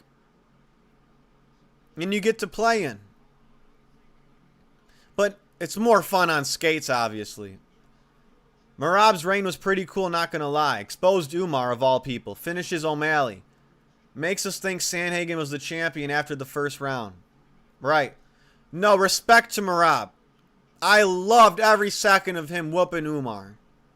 I love how he choked out O'Malley and gave him a reality check. I'm going to say it right here. Merab had the most exciting title fight this whole year. As far as the stakes, what was on the line, and the entertainment of the fight itself, Merab had the best title fight this whole year against Umar. That was my favorite title fight this whole year. And that's what it is. I think a lot of people would agree with that. Name a better title fight with everything involved. The stakes, how high level it was, and then the entertainment of the fight itself. Name a better fight than Merab versus Umar. A better title fight. There wasn't one. Makhachev versus JDM on paper was more appealing, but it didn't deliver. Khamzat versus Dricus, that was pretty appealing on paper. That was more appealing on paper, but it didn't deliver. JDM versus Bilal, that was a very exciting fight, but on paper, it didn't have the stakes of a Merab versus Umar. So I got to give it to Merab. He had the best title fight of 2025 against Umar. Legit, after that first round, Merab and Corey, I was like, holy shit, we have a new champion. Yeah, Corey looked good that first round. But Merab didn't give a fuck. Merab didn't care. He said, oh yeah, you thought the first round? You thought you had the first round? That's cute. Let me slam you down 50 times and drop you.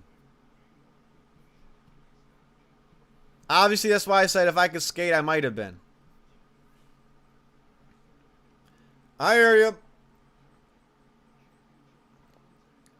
What do you think are the most important qualities or skills you need to have for NHL?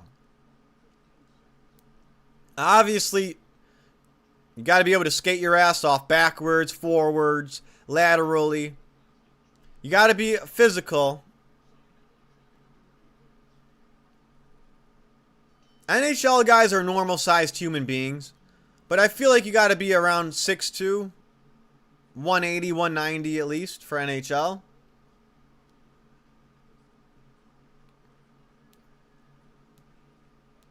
I know, right?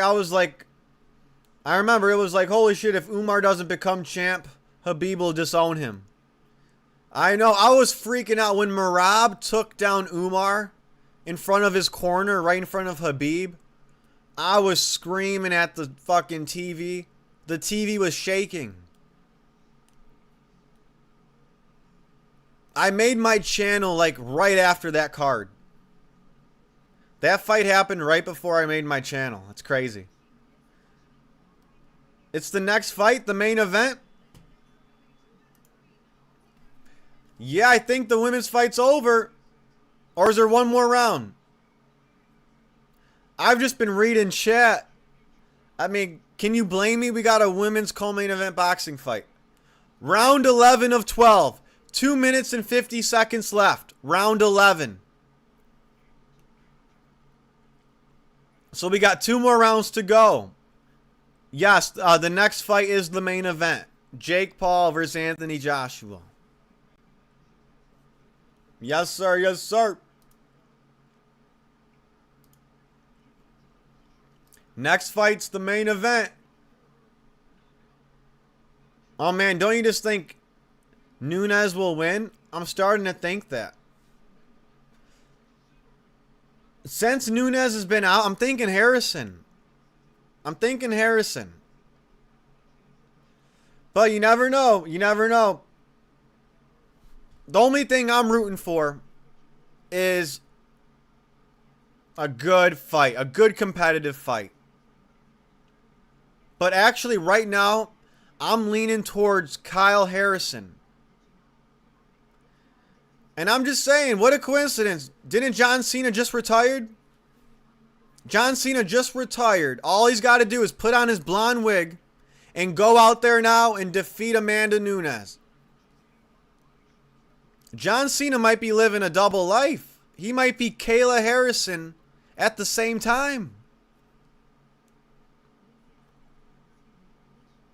I'm going to say it every time. Kyle Harrison, that's John Cena under that wig. So I'm going Kyle Harrison. I have to.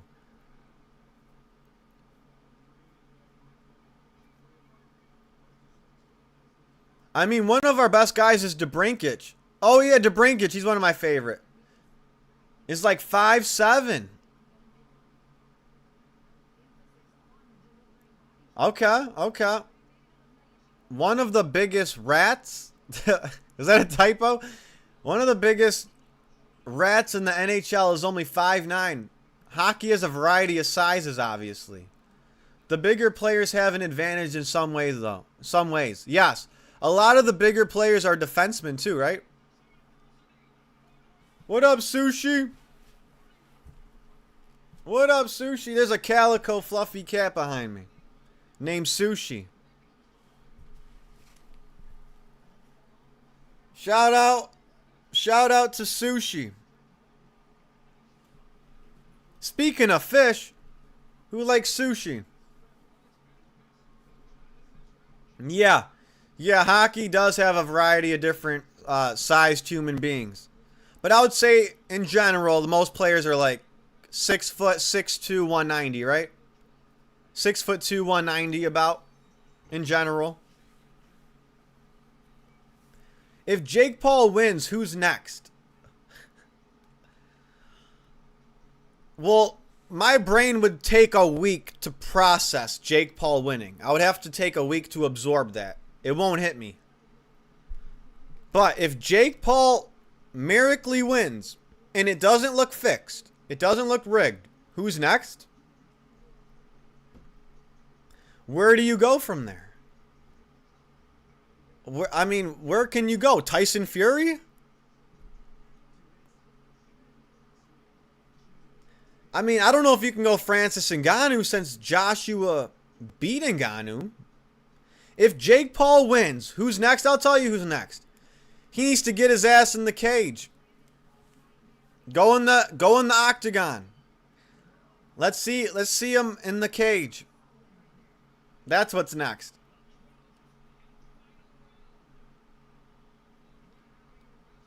You got Silva or our homie Allen? Are you talking Brendan Allen?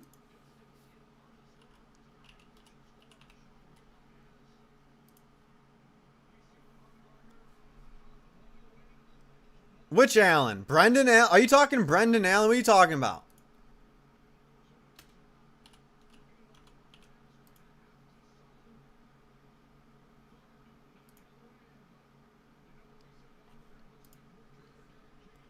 Silva or our homie Allen? Dude, yes, sir, they are. Oh, you're talking about Gene Silva versus Arnold Allen. Oh, my God. Yeah, that's on the Paramount card. Honestly, I got Gene Silva. I know he lost to Lopez, but that guy's fucking good. I think Arnold, he'll do good. He's good at using his long-range strikes. Technically, he's got it. I think it's going to come down to the mental aspect in this fight. That's a scrap. That's another reason why this Paramount first card is going to be pretty exciting. The featherweight division is stacked. It's loaded. Featherweight is fucking stacked. But honestly, I'm going to have to put my money on Gene Silva. It is a 50-50, but I would have to go Gene Silva. I don't think he's going to get caught at that spinning elbow again that Lopez hit him with. Can Arnold Allen catch Gene Silva being too wild, too eager for the finish? Maybe. But Gene Silva, he's just more dangerous in my opinion. He's more of a finisher. And Gene Silva fights, they don't go to decision. They don't go to decision.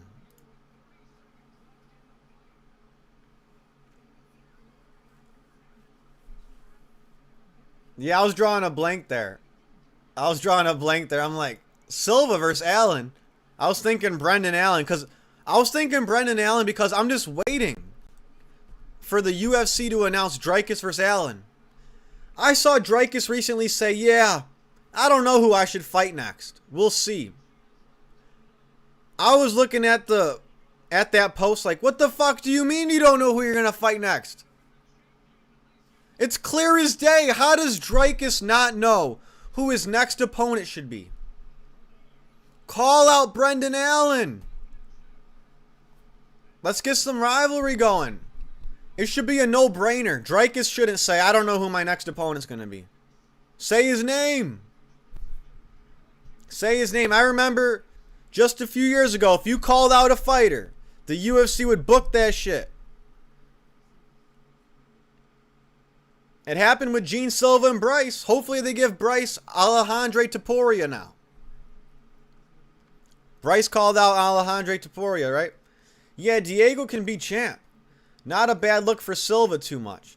Not a bad look at all. That fight, Diego Lopes versus Gene Silva, was more exciting than the whole fight card of Spencer versus Crawford. No, who was it? Oh my God. Who was it? Alvarez versus Crawford. I would watch that Lopes versus Silva fight rather than that whole boxing card. Canelo versus Crawford. That fight was a banger. I have that fight in my top 3 fights of the year. To me, Silva versus Lopes was top 3 fights of the year.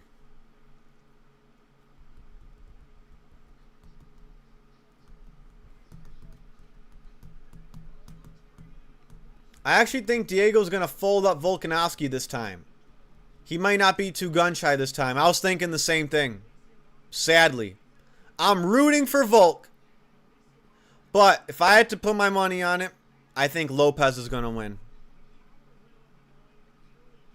But I want Volk because he doesn't deserve to have a rematch. So I want Volk. But that first fight, he missed so much.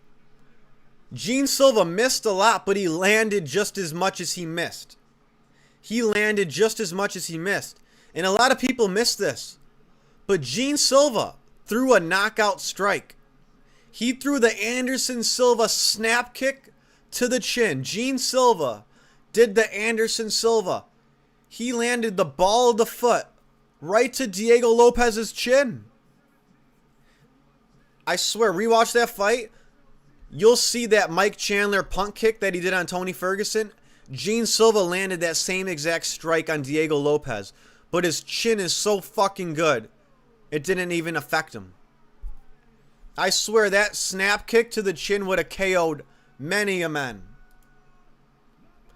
Alicia Baumgardner won. The world's going crazy, guys. Calm down. Alicia Baumgardner won.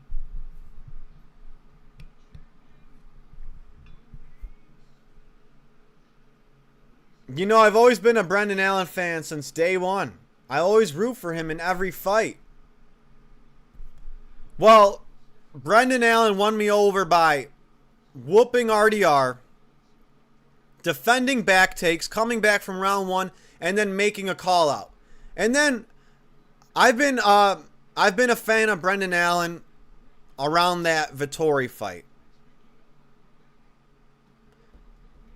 That Vettori fight was kind of like, all right. He actually fought kind of smart.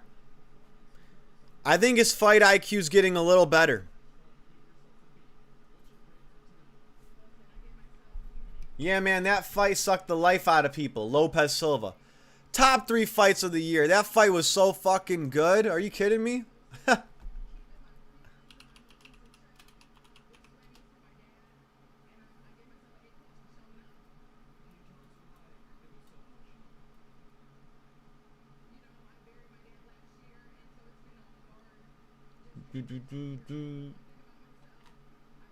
All right, let's get to the main event now. Let's get to the main event. Silva was beating Diego till he wasn't. Silva got beat the fuck up in round 1 and then looked phenomenal round 2 until that spinning elbow. Diego won fair and square, but man, shout out to both of them for that fight. That was a scrap, but damn, Diego Lopes, did you see what he did to Gene Silva's face after that fight? Gene Silva looked like Freddy Krueger. He was so bruised up. I swear, Gene Silva looked like Freddy Krueger after that fight. But yeah, that was high level. Do you? Oh, I missed a chat. Do you eat fried okra? Is that soul food? You know what? I haven't had soul food in so fucking long. I can't answer that. I might have had it, but it's been so long since I had soul food. Tell me more about fried okra. I'll tell you if I'd like it or not. What's it taste like? But I did like my soul food when I did have it.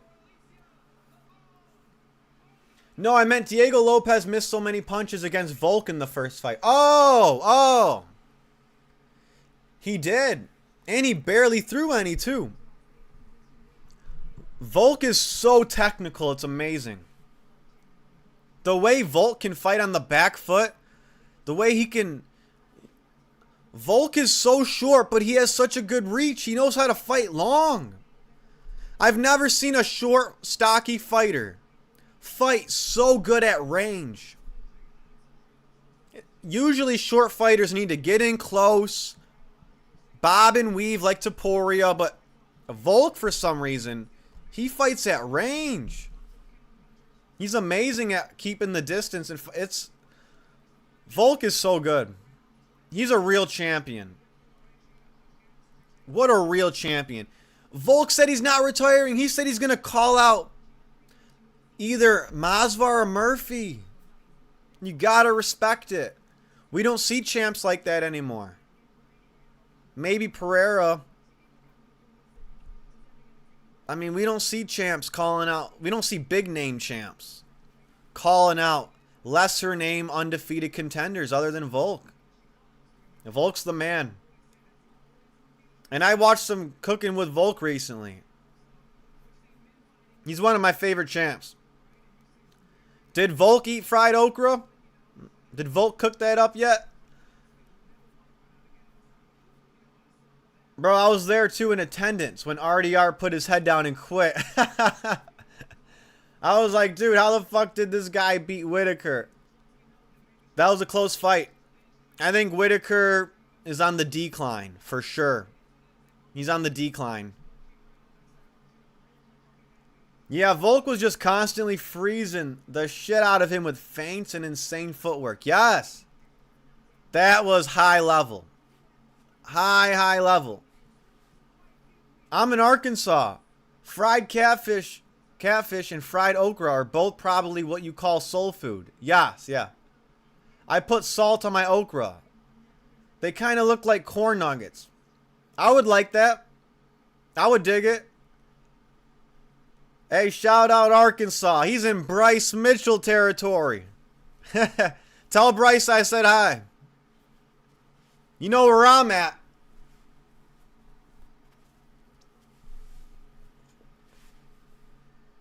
I got this Elvis cake with it all, but it's not my thing. Elvis cake? What's that about? Is that just a normal cake with icing, or is that like a lemon cake? I've never had Elvis cake. Oh, you just described it. Pineapple cake with walnuts on top. What the fuck?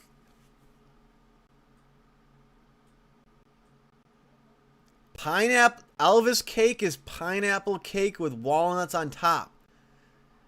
Hey, it sounds healthy. I'll give it that. Hey, I won't knock it because I've never tried it, so I'm not going to knock it. That's very interesting, though. I would definitely try that. Where did you find this Elvis cake at? The store or at a restaurant? Elvis cake.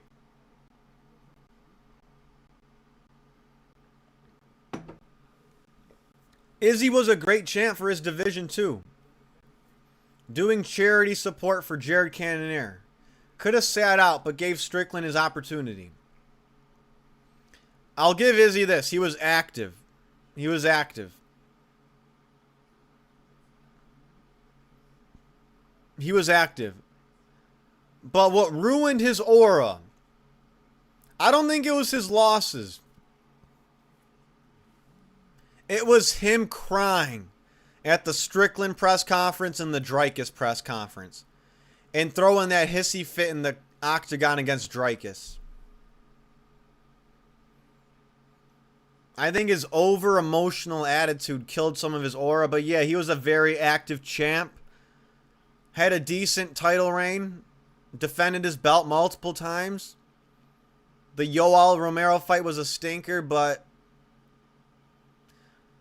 Yeah.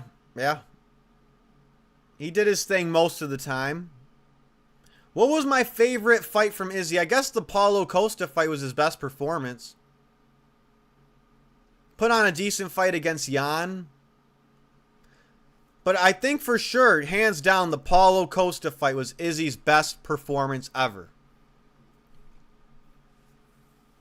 But what do you think about what Izzy did to Costa after that fight? What the fuck? Dude bent him over. What the fuck? If you ever see Bryce and Andrew Tate together, you get them some microphones immediately. I feel like Bryce, I hear you, but I feel like Bryce is way more real than a Tate. But yes, get them microphones. I have no idea what Elvis Cake is. It's kind of a local mom and pop place.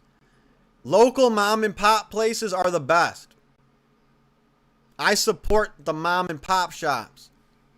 Fuck the chains. Fuck the chain restaurants. I don't know if it's Famous Cake or their own thing. Probably their own thing. That's what's up. There's a lot of food inspired by Elvis here. You can get peanut butter on a bacon cheeseburger. Whoa. I've had egg on a bacon cheeseburger, but peanut butter. That's crazy. And it's named after Elvis at several different places. You would think they would save those dishes for Tennessee.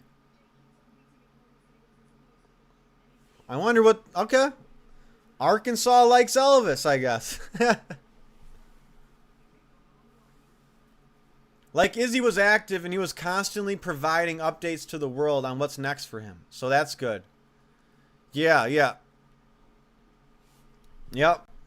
Yeah, Izzy... I mean, he had good striking. When he was on, he was on. Him losing to Strickland will be a huge highlight in my life. I'll be 90 years old and I'll remember it as a huge part of my life. Izzy losing to Sean. In my opinion, he lost way before the fight even started. He lost at the presser. I feel like if Izzy wasn't so emotional about Dricus saying he's an African champ, he would have been more focused on his Sean Strickland fight. But he was too busy saying, "You're not an African champ, Dricus." I feel like if he was more zoned in on his Sean Strickland fight, he could have done a lot better. That was a really weird performance. Sean Strickland after that fight said, "It felt like I was sparring an amateur." I swear Sean said that. He said, "It felt like I was sparring an amateur," after he fought Izzy. I don't know. Did Izzy throw that fight? I mean, what the fuck was that? That was a shit performance. That would be such a fun featured fight for a numbered event. Bryce versus Alejandro Topuria. Yes! Let's go! Bryce is the best at fight build-ups. He makes the build-up bigger than the fight itself. Against Gene Silva, it was about he's a demon, he's possessed. I'm going to preach the Bible to him and some scripture. Now it's about, man, Topuria, you guys are scumbags, women beaters. You don't deserve to have, you know, the kids in your life or whatever. Bryce is already building that fight. It's sold. It's sold.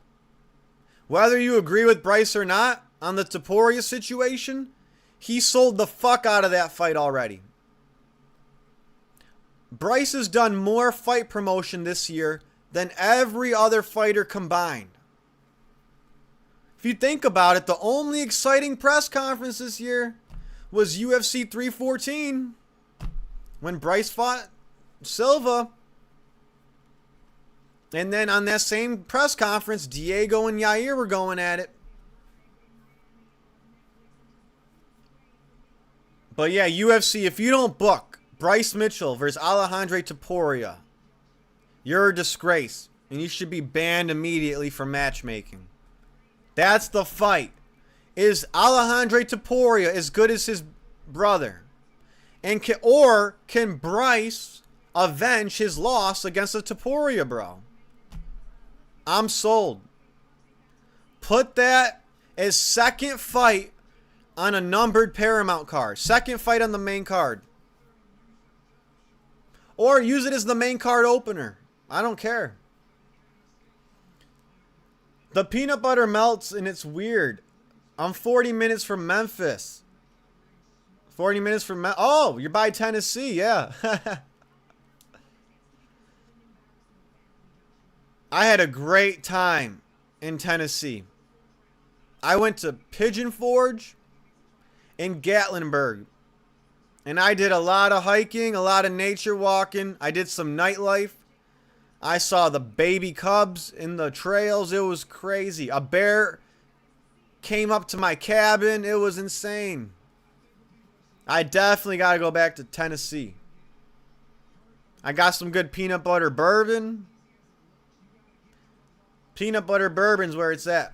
Yeah, Strickland owned him the entire build-up, man. He did. He took over Sydney, and no one cared about Izzy. Yeah, because Izzy was being a crybaby. Like, how are you a championship fighter but a crybaby?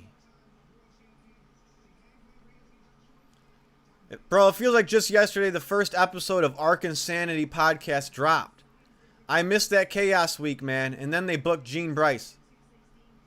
Yeah, that was my biggest moment of 2025, and I'm going to be dropping a video before the year's end about, I'm going to basically do like the award ceremony. I'm going to drop my best title fight of the year. The best fight build-up of the year. The most exciting fight of the year. The most exciting prelim fight of the year. The best pay-per-view of the year. The best title fight of the year. I can't wait to drop that video. I'm going to do like an award ceremony. And I'm just going to say it now. Yeah, Bryce Mitchell versus Gene Silva is going to be on my best fight build-up of the year.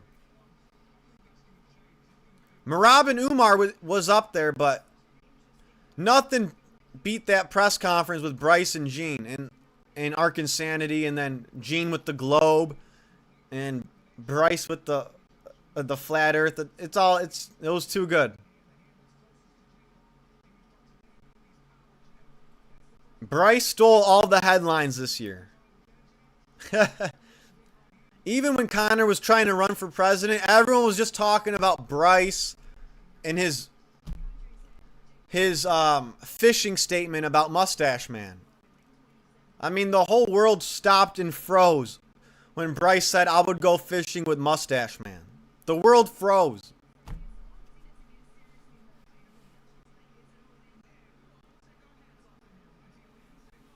I missed that time for sure. Quillan Salkeld won newcomer of the year. Well deserved. Fucking badass, man. I can't wait for his fight in February. Hey, he had some good highlights. He had some good KOs, right? First round KOs. Put some guys to sleep. Newcomer of the year. I hear you. I hear you. I never even... You know, I got to think about that. Yeah. There were some close seconds too, wasn't there? But yeah, Quillan Salkilds, he's up there. He did his thing.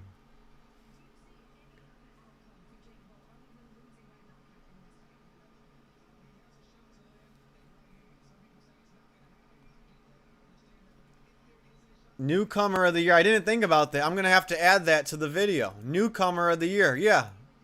That would be like the equivalent to like rookie of the year.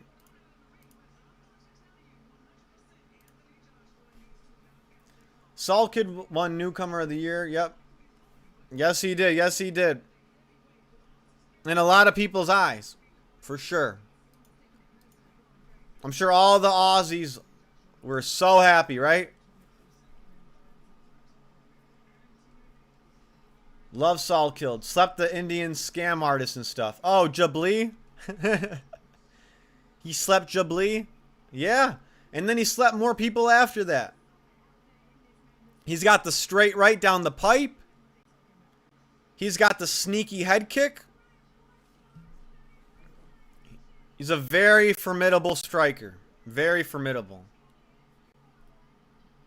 He outshined Tom Nolan even. You ever get phone calls from Jabli's cousins trying to scam you? I get scam likely calls, but I never answer. Are you telling me Jabli's on the line? Does he work for Scam Likely? Well, Jabli can be Scam Likely Employee of the Year. That's his MMA award. Scam Likely Employee of the Year goes to Jabli. I never answer Scam Likely. If you answer, they're going to be like, oh, this is an active cell phone number. Then they're going to call you again.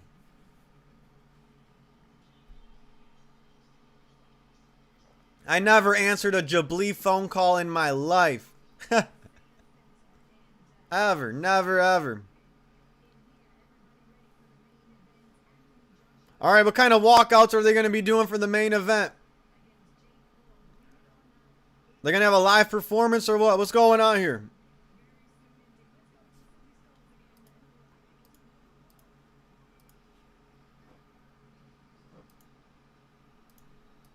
Alright, let's get down to business. Oh, they're interviewing Logan Bald. Logan Bald is getting interviewed. Let's hear this shit real quick.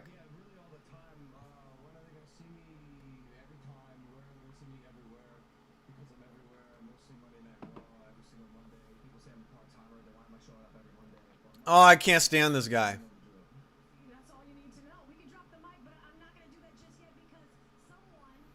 This guy tries to steal the moment from everybody. Is Logan Paul not...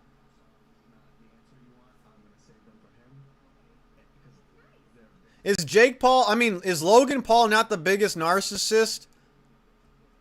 Like... on the planet?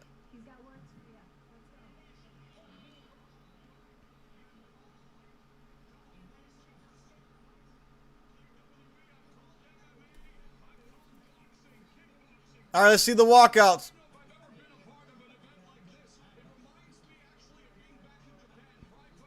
Alright. The amount of death threats Jabli must have received from the Dagestan fans just because he said he believes he could beat Khabib.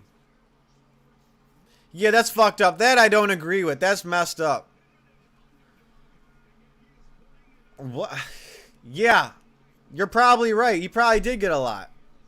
That's pathetic on their part.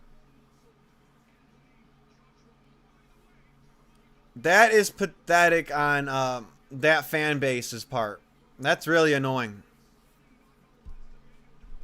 Yo, our streams are right on time together. As soon as you said this guy, Logan Paul showed up on my screen. Yeah, Logan Bald. Thank God they kept his interview to 20 seconds. That was nice. Yes, because we both got Netflix, we're in sync. And all my fight streams are going to be in sync with everyone's starting 2026. Because I am getting Paramount, so I'll be in tune, in sync with everybody.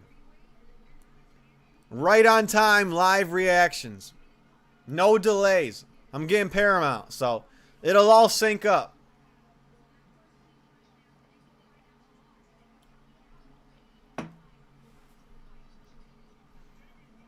These guys love to yap before the main event. They're all yapping. All right, what kind of walkout they got cooking for us? Jake Paul warming up in the back. You know what? Jake Paul's going to have to go to the body a lot. Someone as tall as Joshua, right? Jake Paul's got to go to the body a lot.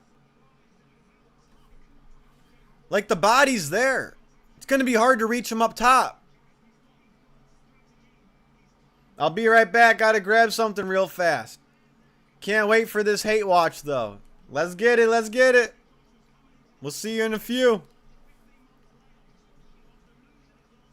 Probably taking a puff in the washroom, huh?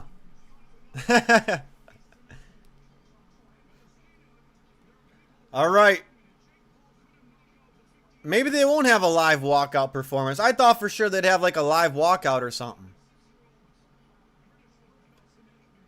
Maybe Kendrick Lamar would walk him out or something. I thought something for the walkout. Jake Paul was hitting some dance moves. Yeah, in the locker room. I saw that. I saw that. He was hitting the dance moves. Well, that's good. You got to get loose and comfortable and relax, or you don't have a chance. You can't be a frozen deer in headlights. You got to get loose, calm, and relax. That's the only way you'll have a chance. You're right. You're right. I'm staying hydrated.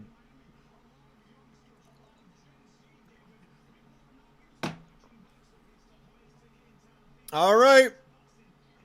I still can't believe Jake Paul is fighting Anthony Joshua.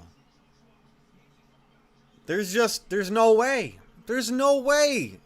There's no way he could beat somebody the caliber and the size of Anthony Joshua. There's no way. If life is real, there is no way Jake Paul can beat somebody the caliber of Anthony Joshua. Do you hate Jake as much as Logan Paul, or is it pretty equal? Good question. I would say, I hate to use the word hate because it makes me feel like, it sounds like I'm always thinking about them and stewing about them. I dislike Logan Paul more. If you're talking about who I can't stand, it's Logan Paul. I can't stand Logan Paul. Dude knows nothing about UFC or anything. I can't stand Logan Paul. I could tolerate Jake Paul a tad more. Do you really believe this fight is not staged? If this was a bet, I would have to go with staged. I mean, it's Jake Paul in boxing. That's a perfect recipe for a staged event. But let's give it a watch. Let's give it a watch, right? It's always a circus when Jake Paul's involved, but let's give it a watch, see what happens. But as far as right now in this moment, I can't really give Jake Paul the benefit of the doubt. Because he's walking around saying he's going to sue people if they call his fights fake. If it's not true, why would it bother you so much? Right? I believe Jake Paul said he's going to sue people for calling his fights fixed. But to that I say, why, if it's not true, why do you care so much? Is Jake okay then, or do they both suck? I think Jake's an okay boxer. I think he's a good athlete. But I don't follow their stories. I don't care about them. They're too Hollywood. They're definitely too Hollywood. I believe they both hang out with Mr. Beast. Correct me if I'm wrong. But I will not support anybody who hangs around Mr. Beast. That guy is pure evil. I mean, look at his name, Mr. Beast. Yeah. You can't be hanging around Mr. Beast. If you hang around Mr. Beast, I don't F with you. The only reason I'm covering this is because, you know, we're out of commission with the MMA fights and the UFC fights for 6 weeks. And Jake Paul is fighting a legit heavyweight. One of the best in the world. You know? And I haven't streamed in a few. But I still can't believe this fight's happening. I can't picture Jake winning this fight at all. In my mind, there's no way he can beat someone the caliber of Anthony Joshua. Anthony Joshua's been doing this longer. More athletic, more powerful, bigger, more IQ. I believe Jake Paul is a good boxer. I believe he is a good boxer. But shit. Come on. Anthony Joshua? I don't see how he could stand a chance against Anthony Joshua. Jake Paul's never fought anyone bigger than him before, too. This is a first. Jake Paul's never fought anyone like way bigger than him. Maybe Anderson Silva was a little taller, but Jake Paul's never fought anyone way larger than him. And Anthony Joshua is a freaking giant compared to Jake Paul. What about you, AJ Manx? Let me throw that question back to you. What about you?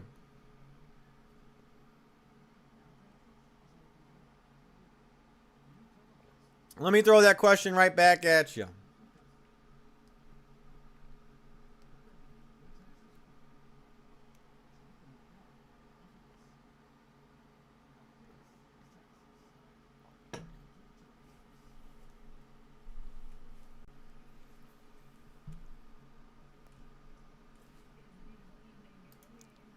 Now, I do think it is interesting, though, how many UFC fighters Jake Paul beat in boxing. I think that's pretty funny that they just never learn their lesson and keep boxing him. As far as, like, the retired MMA fighters go.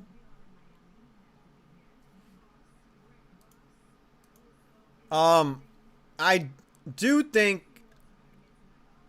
people say Jake Paul took the easy road, but to be fair, all boxers take the easy road when they start. It's not just Jake Paul. All of them start off with the easiest fights they can find in boxing, to be fair. But yeah, I definitely see the improvements in Jake Paul's boxing game since he first started and boxed KSI's brother or whatever. I don't mess with the KSIs either. I mean, I don't hate either of them nor necessarily like them.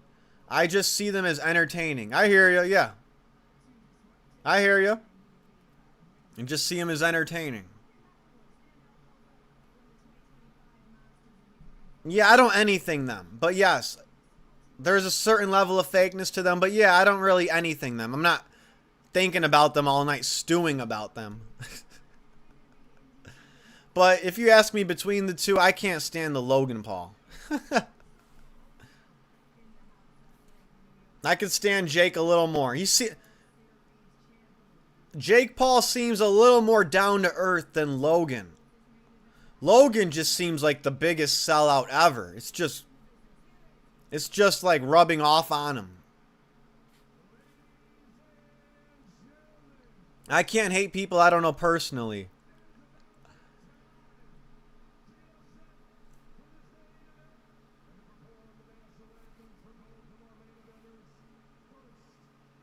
Well, if I heard like someone was like abusing animals and I don't know them, I would hate them.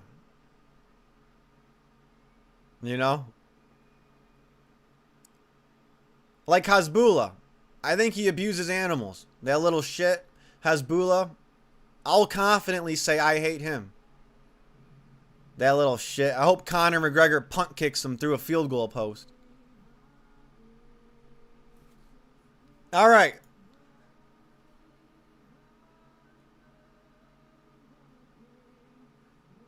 All right. There's some girls singing in the boxing ring. Some girls singing in the boxing ring.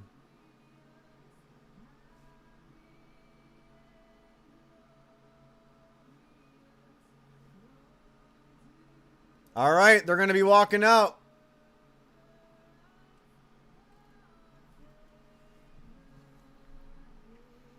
Like Mr. Beast. I mean, we should all hate that guy, right? Mr. Beast.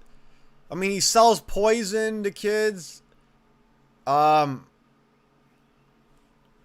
He's the big. No one can respect Mr. Beast, right? But anyway, this isn't about that bum. Let's watch some boxing here.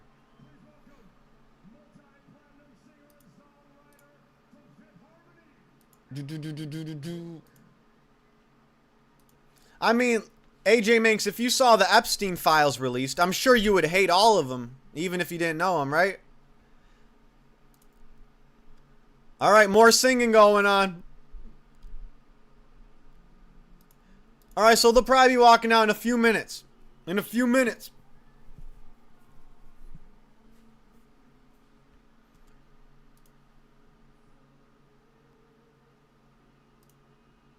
She's still singing.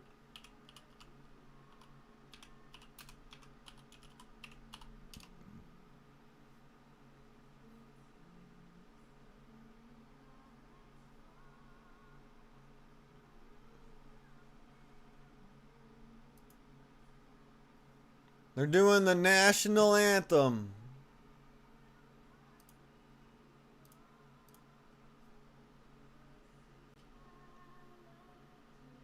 Who's the singer?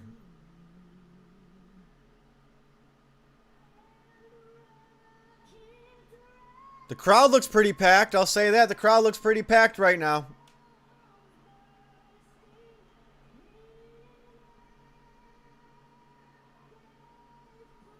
All right, let's see them walk out. Let's see them walk out.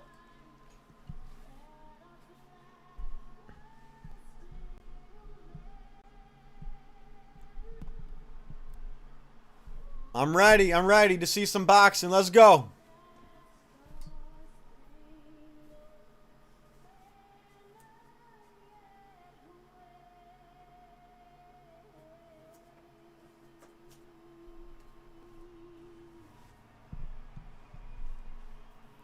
Obviously, yeah, but I just mean people that haven't done horrible things. Like some people hate people they barely know or don't have no good reason to. And I'm saying I don't get that. But yeah, there's exceptions. Yeah, I agree. Why waste your energy on that shit, right? Why waste your energy on nonsense? Agreed. All right. All right. All right. Let's get riled up now. We don't need to start singing. Let's get the vibe violent now. Let's get some fight going. Let's go.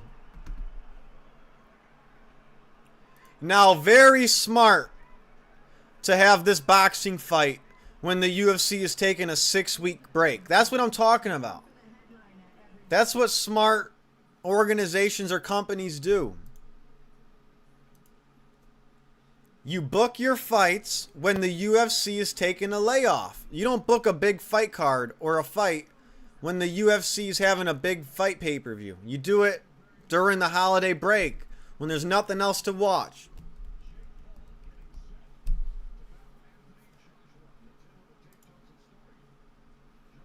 Jake Paul 28, Anthony Joshua 36. Jake Paul 6'1", Joshua 6'6". Jake Paul's weighing 216.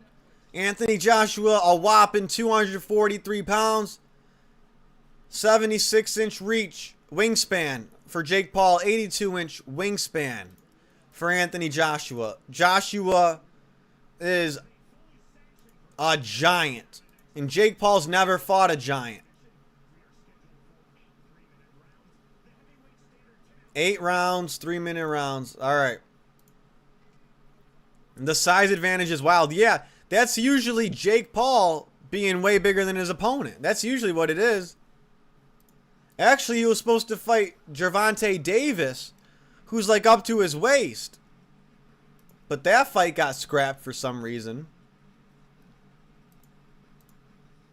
So I guess we'll see here. But yeah, size advantage is wild. And for once, Jake Paul is on the smaller side. Which is why I can't see him winning. I'm going to grab a snack. Good idea. Good idea. Get the popcorn ready. Get the popcorn ready. You got time. They probably won't even walk out till 11:30. Oh, they're walking out now, I think. The wait is over. All right. Why is Joshua walking out first?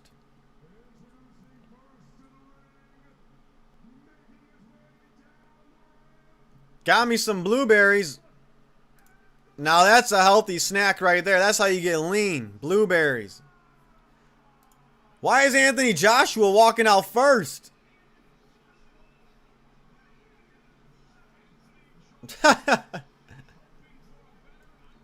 If anything, Jake Paul should walk out first. What the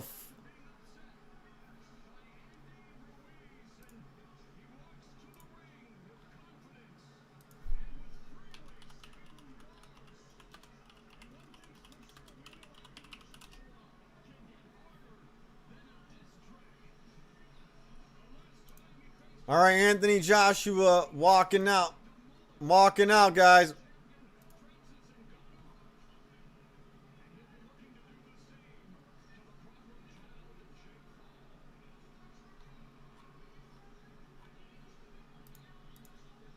What's that song he's walking out to? All right, we're back. Let's see how this goes. Let's see how this goes. Anthony Joshua's already in the ring. Dude's already in the ring.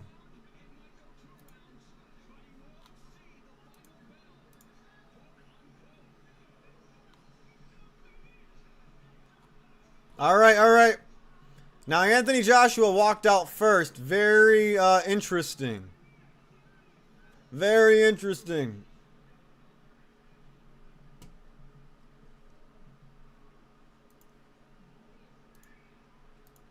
All right.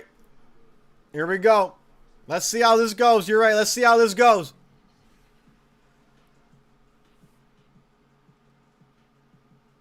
Oh, Jake Paul ain't walking out yet. They're showing some highlights. All right, here we go. Here we go. Got some boogies on his gloves. What? What is he wiping his nose with his gloves?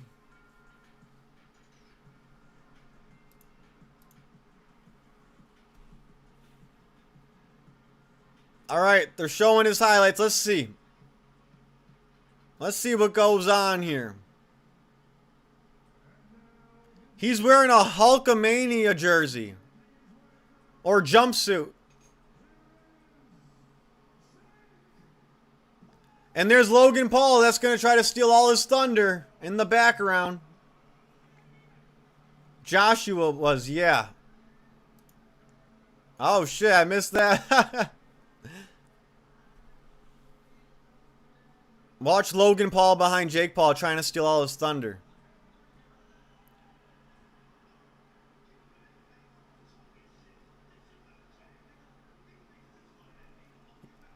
Let's hear his walkout song. I probably won't even know it. Oh, it's 6ix9ine? He's walking out to 6ix9ine, I think. He switched it from the Hulk Hogan song, right? That sounds like 6ix9ine. Yeah, that's 6ix9ine, all right. That ain't Hulk Hogan.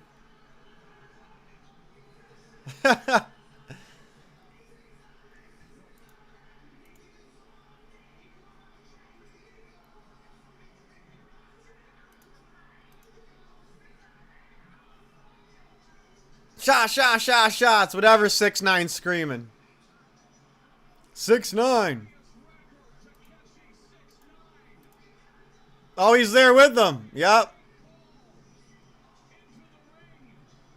He's definitely lip syncing 6ix9ine. He ain't rapping that.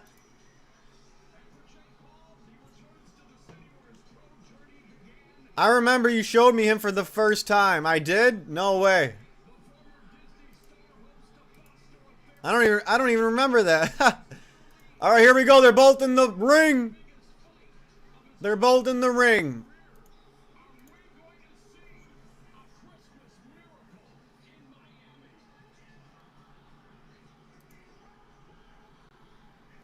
He's dressed like Hulk Hogan.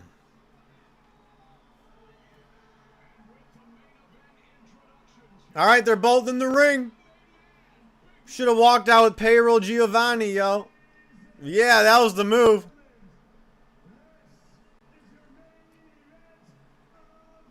Here we go. Here we go.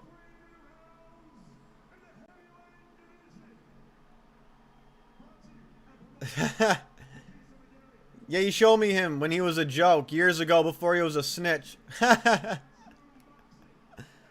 Oh, yeah.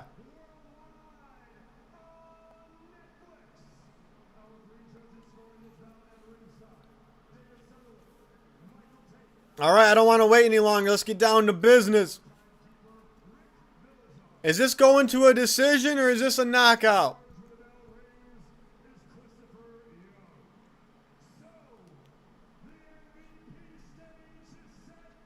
The stage is set.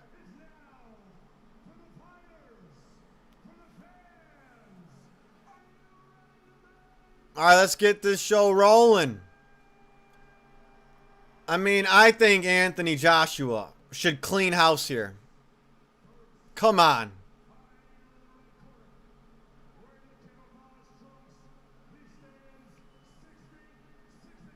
Anthony Joshua in the camo. It's time for the main event of the evening. It's about damn time for the main event of the evening, right?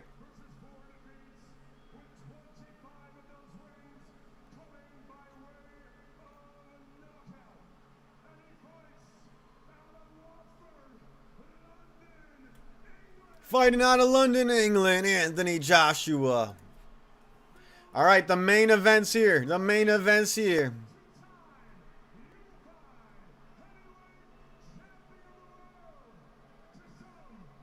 Jake Paul's never fought anyone this good. Clearly, right? Most people never fought anyone this good. We'll see, though. We'll see.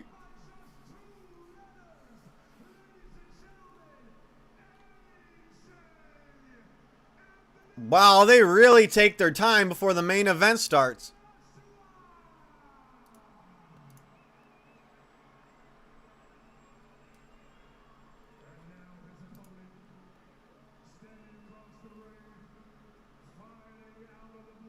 Jake Paul, bro, you still got your jumpsuit on. Are you boxing in your jumpsuit or what?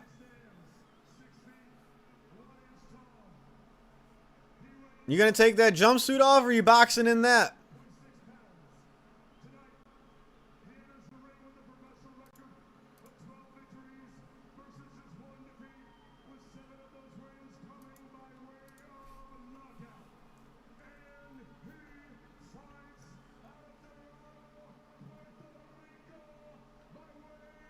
And the shades. Yeah, he's got the shades.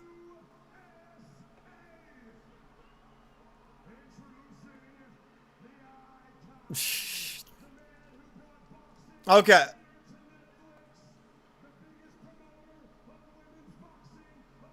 Wow, they're really glazing him in this intro. The Icon, the biggest promoter of women's boxing of all time. What?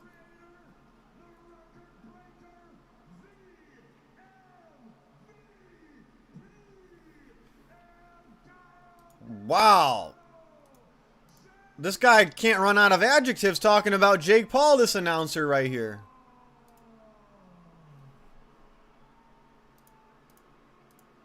I mean, he listed every accolade Jake Paul has.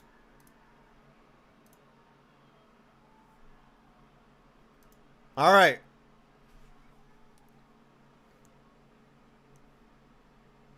The man of 1,000 nicknames, Jake Paul. I know.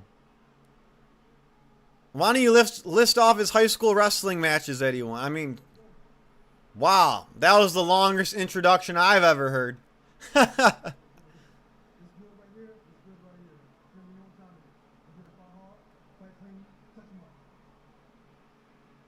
What a weird camera angle. Why is the camera so low? Bro, he's glazing him like Jake has him on a leash, like a tiny insect glowing in a jar. I know. I thought that intro was never going to end. Here we go. Here we go. Did they just call it Judgment Day in Miami?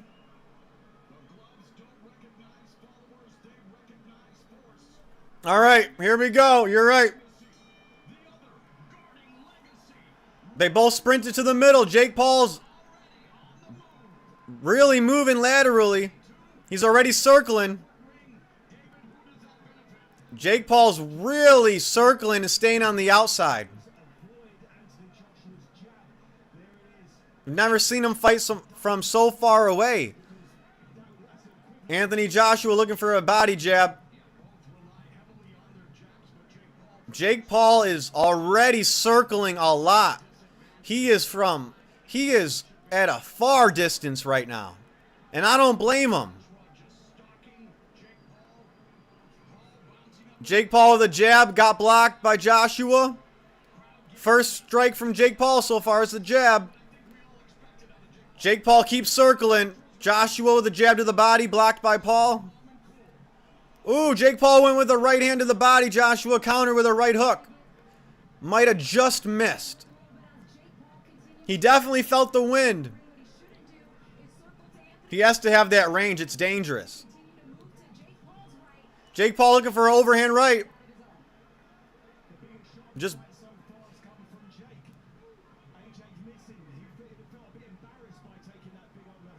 All right, let's see it. Jake Paul is really moving side to side. Wow. Jake Paul with a takedown. Jake Paul pulling guard. Whoa, he's trying to make it on the ground. Jake Paul looking for the double jab to the chest. What the fuck was that? He slipped to the outside and then fell. He didn't want to get countered. Jake Paul is slipping to the right. Jake Paul's looking for a single leg.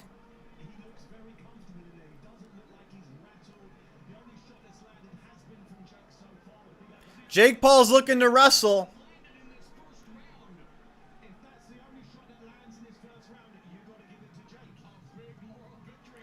Double jab from Paul. Joshua's trying to make some reads here and find Jake Paul. Right hand to the chest from Joshua. He's going to the body a lot. Let's go to the head. Right hand from Joshua. Slightly blocked by Jake Paul. Definitely has him alert. Logan Paul, sit your ass down, bro.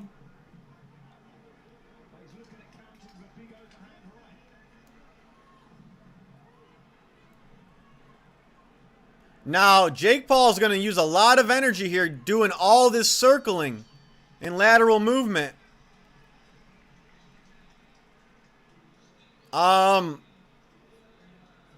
Okay. Jake Paul's just trying to make it a close decision, it seems like, so the judges give it to him. Maybe Jake Paul is not going to look for the finish in this fight, and he's just going to circle around and try to get to the decision for the judges. First round was definitely Joshua. It looked like it. He was pressuring. Jake was the one on the back foot. Yep. I would say Joshua. But let's go to the head more if you're Joshua. Let's go to the head a little more. I can tell Jake Paul definitely is concerned about the power. Who wouldn't, right? Who wouldn't? Laugh my ass off, man. This is such a circus. So far, round one was.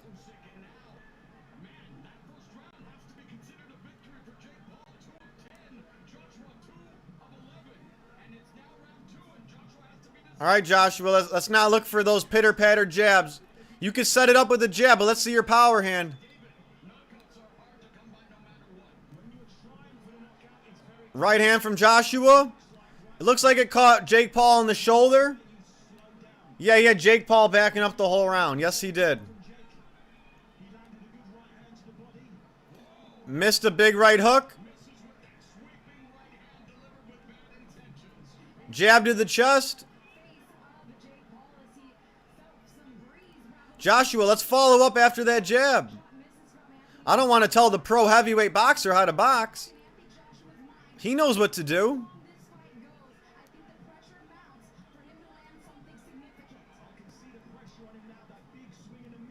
His jabs keep missing. Anthony Joshua's jabs are from too far away. Jake Paul ducks and clinches. I don't like how Joshua's throwing jabs from so far away.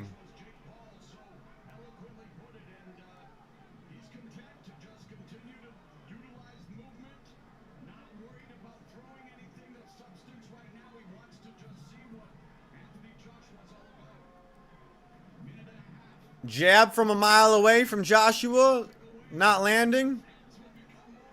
He's not throwing anything after the jab, Joshua. Just missed a left hook. Jake Paul still moving side to side.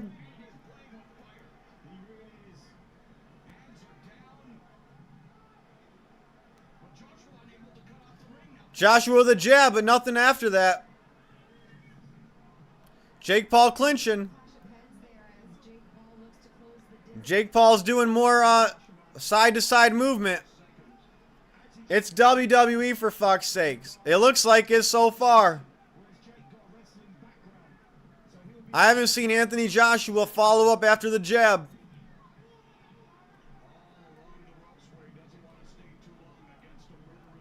Joshua, didn't you knock out Ngannou? Missed the big right hand. I don't think Joshua's landed flush yet, like really flush with a huge bomb yet.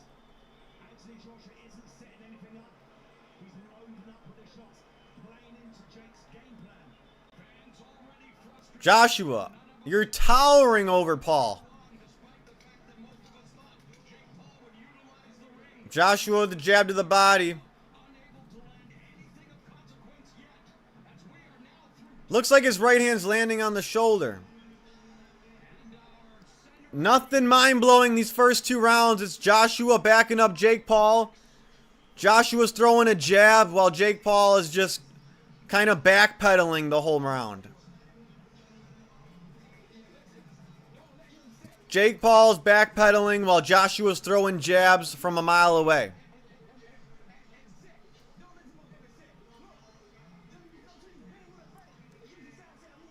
This is a lot more lame than I expected. Hey, like I said, MMA's the best. I think you're thinking what we're all thinking. Joshua's missing everything. I miss UFC, laugh my. Me too. I already miss UFC. I already miss UFC. You're right.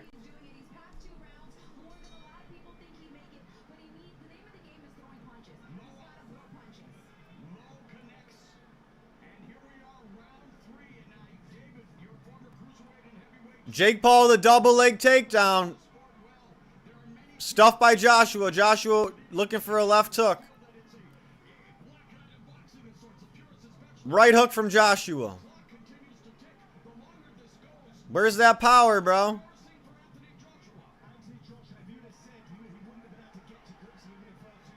Jake Paul was looking for a left check hook.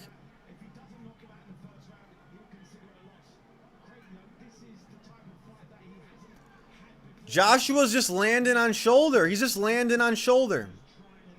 He's throwing big right hands, but it's just landing on shoulder.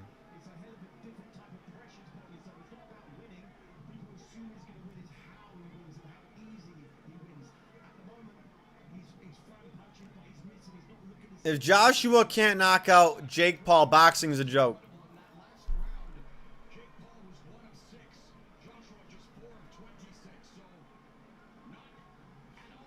Uppercut attempt from Jake Paul. It looked like it was blocked from Joshua.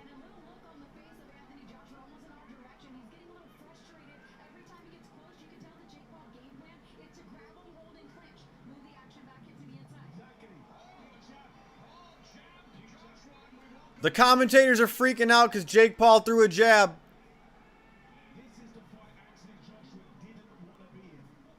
Joshua looking for body shots and right hooks. Joshua, let's spruce it up a little bit. This has got to be exhausting, all this backpedaling from Jake Paul.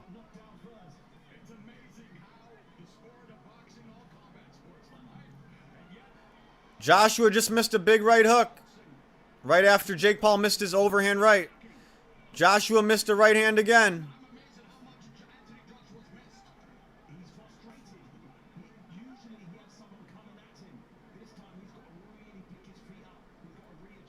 We got like 30 seconds left in round 3 and everyone already misses the UFC so much.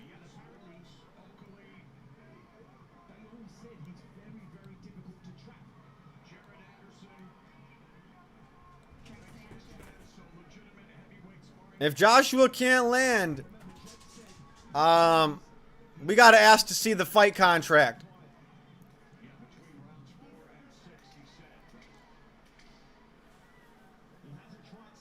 Got to give Jake props where it's due. He's pretty quick with his movement. I mean, it's looking like Joshua was told to go to decision, to me. If you're asking me, it's looking like Anthony Joshua was told to let Jake Paul go to decision. To me.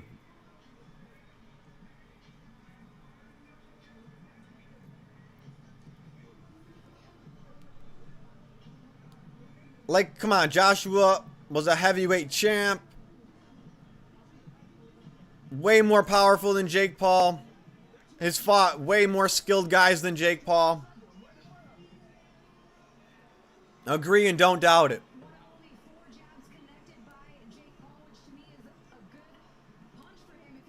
Yeah. Round 4. Yes, we're going into round 4. Oh my God. Nothing's happened so far. A bunch of swinging and a bunch of missing.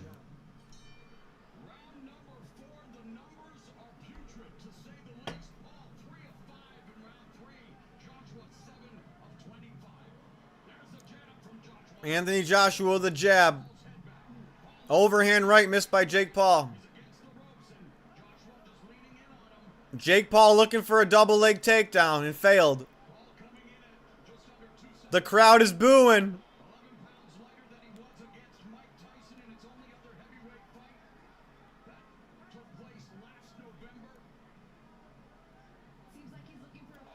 Overhand right from Jake Paul.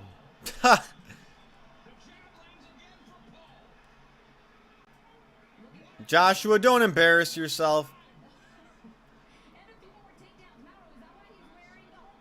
What the hell? Hearn just put another nail in. Hearn has just put another nail into boxing. Absolutely.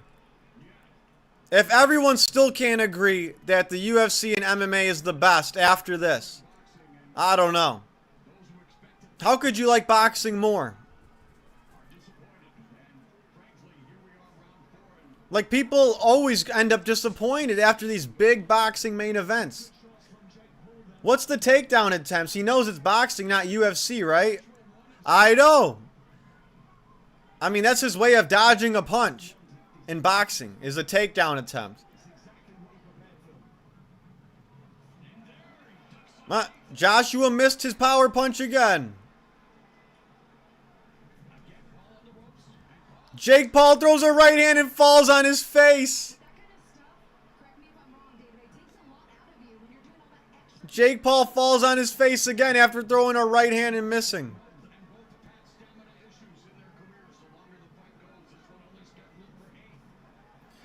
Okay, Joshua's just throwing on the shoulder. He's not even trying to land on the head.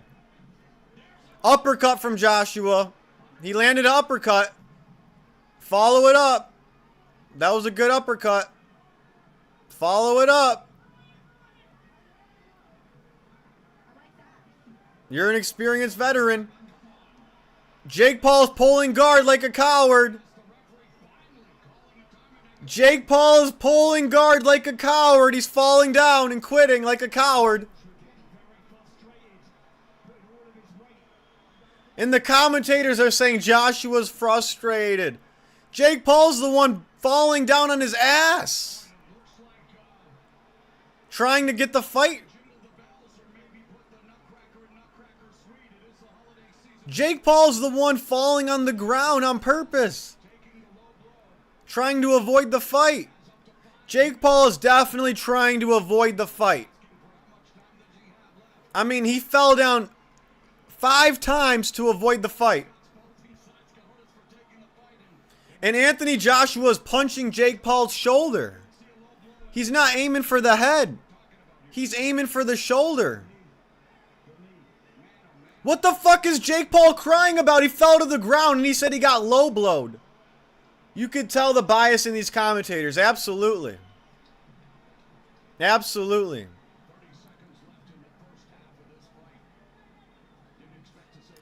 I'm convinced Anthony Joshua's just trying to punch Jake Paul's shoulder, not his face. Jake Paul went for a double leg takedown like a fucking bitch. Disqualify him. Disqualify him now. Jake Paul is looking for free timeouts because he's gassed out. Jake Paul's gassed out looking for free timeouts.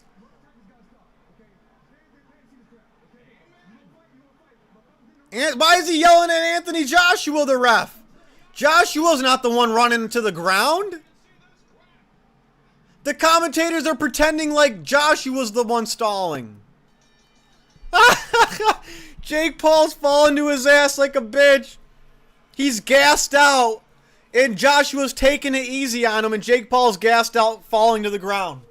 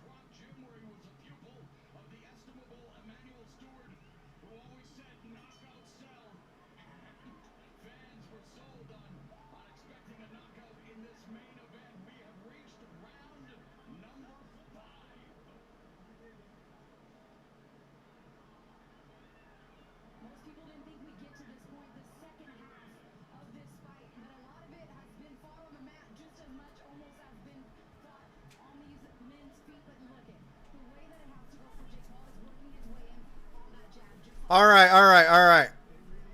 Overhand right from Jake Paul.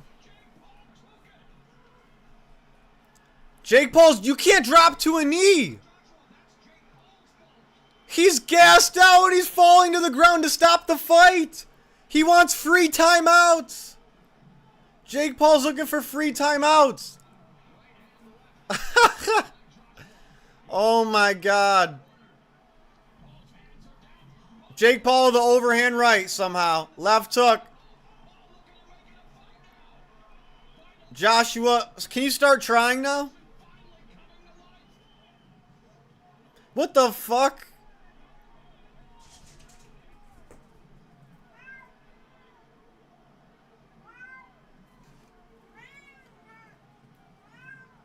Joshua, go to the head. He's purposely just landing on the shoulder. What the fuck is Jake Paul gassed out? He can't even stand up. And Joshua's going easy on him. Anthony Joshua's taking it easy on him and Jake Paul can't breathe. You should get disqualified. You're stalling. Get disqualified. You're stalling, bro.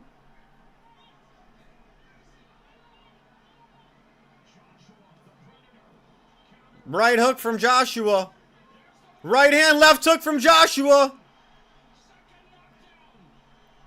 Jake Paul is falling to the ground as he's getting punched because he's scared. And it looks like Joshua's taking it easy on him.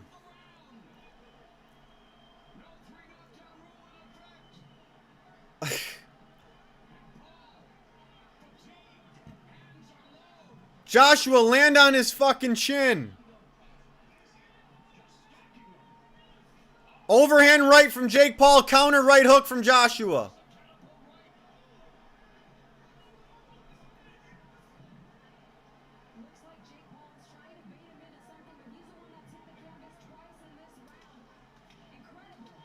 Joshua, land that fucking right hand. It's there. Not on his chest, on his face. Stop missing. Joshua's taking it easy on Jake Paul, and Jake Paul is losing and can't breathe. And is flopping to the ground on purpose, looking for free timeouts. He's looking for free timeouts.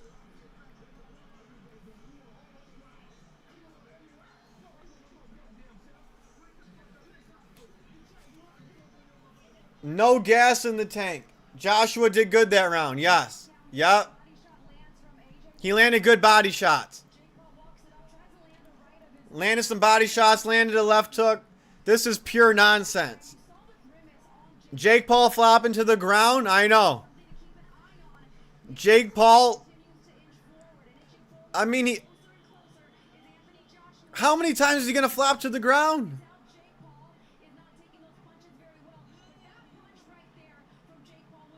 It looks like Joshua's taking it easy on him. I feel like Joshua's not throwing with full power.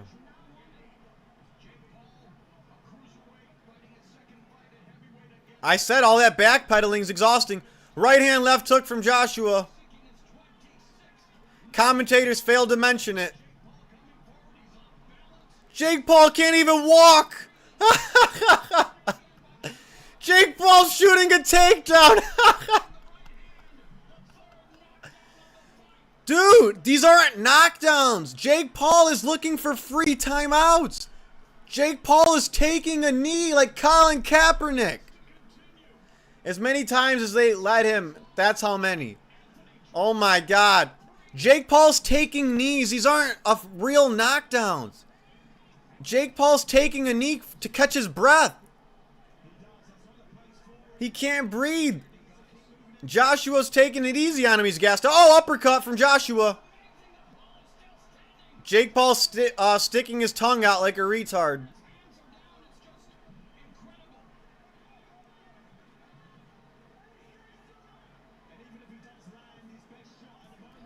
Joshua's landing on the shoulder. Jake Paul still can't handle it.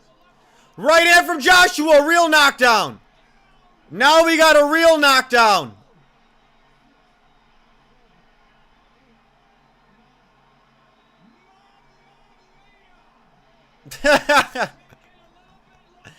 Anthony Joshua carried him throughout that fight. Joshua let him survive a few rounds and then knocked him out easy. Joshua won. I knew it. Joshua carried him those first few rounds. You know, Anthony Joshua, he let him survive a few rounds before he knocked him out. Wow, wasn't completely rigged. I believe it was rigged in the sense that Joshua didn't knock him out in round one like he could have. I believe he let him survive. But yes, the true better boxer won. The correct winner won. Yes. But I believe Joshua could have done that in round one if he wanted. He got the finish. But It looked like Joshua was going light, and he still knocked out Jake Paul. So yeah, the correct winner won, though.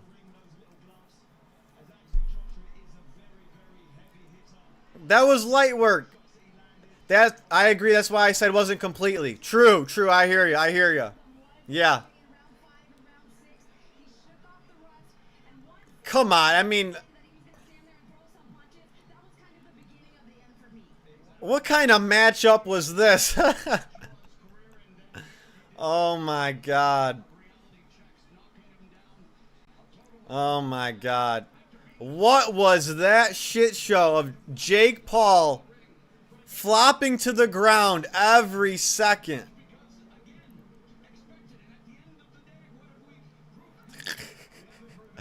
Oh my God. All right. Book Jake Paul versus Ngannou. Joshua is a real like a real heavyweight. I mean, what kind of matchup was this?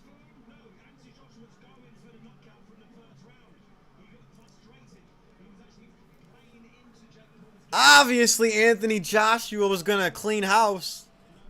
Now, I believe Anthony Joshua didn't land as hard as he could have. That was a really soft, like, for Anthony Joshua standards, that was a soft punch that put out Jake Paul. It wasn't his hardest punch.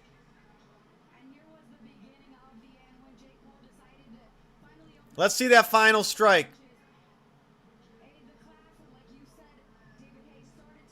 Let's see that final strike.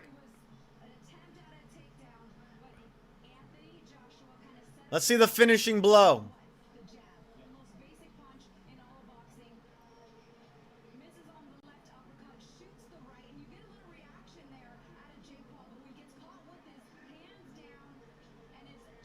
Right hand. That was a nice right hand. Okay. Joshua landed a nice right hand there. That was a nice one. That was a nice one. And that wasn't even Joshua's full power. And Jake Paul was like, whoa! That was a hard punch.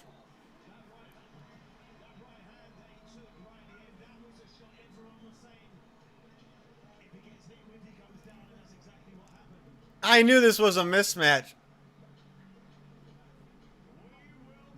Joshua was being very nice to Jake Paul before the knockout. He was being very nice to him. The commentators trying to push the narrative that Joshua was trying from round one.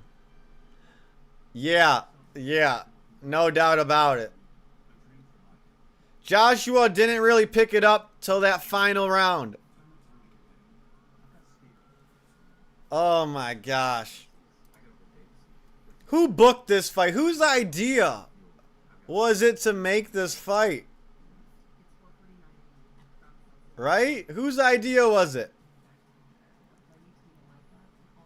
Oh my God.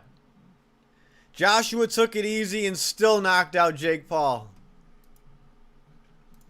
UFC, MMA is where it's at. This boxing circus stuff is just, I don't even know what to say. This boxing circus stuff, man. Joshua finally hit him with the good one, though, to finish the fight. There is no mismatch in WWE. I hear ya, I hear ya. True, true. Nobody believes the goofballs. Why y'all bullshitting us? Yep. Now let's watch Logan Paul try to steal everyone's thunder somehow. Let's see Logan Paul try to start something and make this post-fight about himself.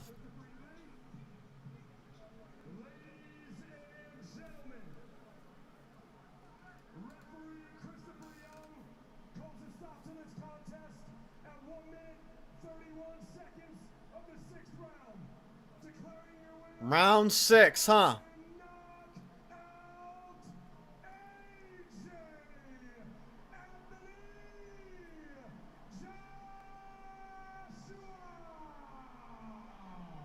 Of course Anthony Joshua won. Oh my God. I mean, what did anyone think? What do you guys think making this matchup?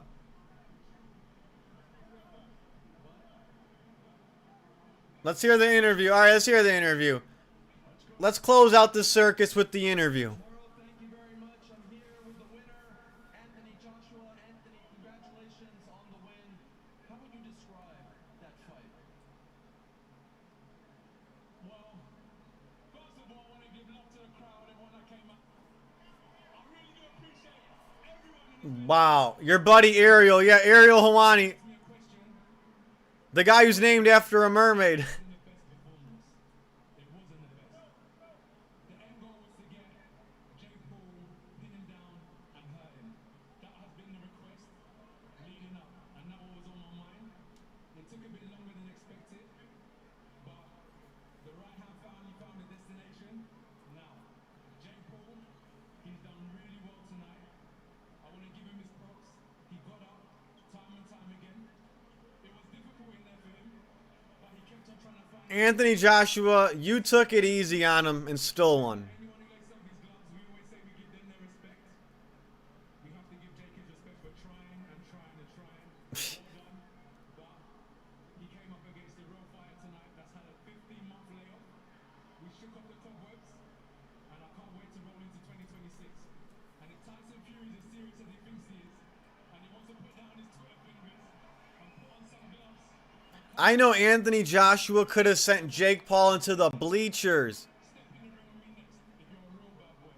Don't go without talking, AJ this, AJ that. Let's see you in the ring and talk with your fists. Is that good for you? That is good, but I have more questions, and we'll get to what's next in a moment. Ariel's got more questions. Disappointed you didn't put him away early. Joshua's calling out Fury. I see Eddie saying, get him now, get him now. But as I said, I need to give this guy a systematic breakdown. I know what type of fighter he is, and I said I'm going to take his soul, and I said I'm going to see it leaving his body round after round, and when the time comes, some people are just there to get knocked out. And I said it, and that's exactly what happened. See, fighting is not just about the physicality. I know you see someone that looks like a Greek god standing in front of you right now, but I understand the psychology of fighting as well, and I understood what Jake was going through, and I just took my time. As I said, 15 months out of Damn right you took your time. within the time limit of 8 rounds. Did he hurt you at any point? It looked like he connected a couple times at least. Did he hurt you? Ariel's like, were you disappointed it took so long? I refuse to acknowledge getting hurt. I refuse to be beat. This is boxing. I'm gonna get hit. And when I get hit, I'm gonna counter punch. Every time he hit me, I stood there and I tried to hit him straight back. There was no hurt in me. It's just what we do. In basketball, they score points, the other team score points. In boxing, I hit them, they hit me. At the end of the day, there's gonna be one winner, and it was me tonight. Thank God. But as I said, Jake, well done. Well done. And Netflix, thank you very much. You were very That was light work for Joshua. You were very calm going into this fight, but you did say you were doing this for boxing. Do you feel like a weight has been lifted off your shoulders? You know what? He should have really sent Paul into the bleachers. He should have really sent Paul into the bleachers. I don't care about the legacy. All the legacy's there to do is just last for about 50 years or so, and then once it's done, it's done. I'm just doing what I enjoy to do. This is what I decided to do. While some of my friends decided to do a little bit of hustling, some of my friends decided to go down the college route. I decided to go down the school of boxing. This is what I do. I'm going to do until I can't no more. You know what? On this journey, At least he won, but I think we're a little unsatisfied with the finish. He could have delivered a brutal knockout blow. But it is what it is, right? It is what it is. you succeeded way more than a lot of people had predicted I mean, it's a Jake Paul fight. What can you really expect, right? after that knockout. Yeah, I'm feeling good. That was fun. I love this sport. I gave it my all. It's fucking crazy. I had a blast, and thank you to all the fans and everyone. I'm just blessed by God to be able to put on performances like this and big shows with Netflix. Thank you to all my fans and everyone at home. Anthony's a great fighter, and I got my ass beat, but that's what this sport's about. I'm gonna come back and keep on winning. Jake Paul should thank Anthony Joshua for being nice. People lose a fight of this stature, they're upset. Why aren't you disappointed right now? Man, I've already won in every single way in life.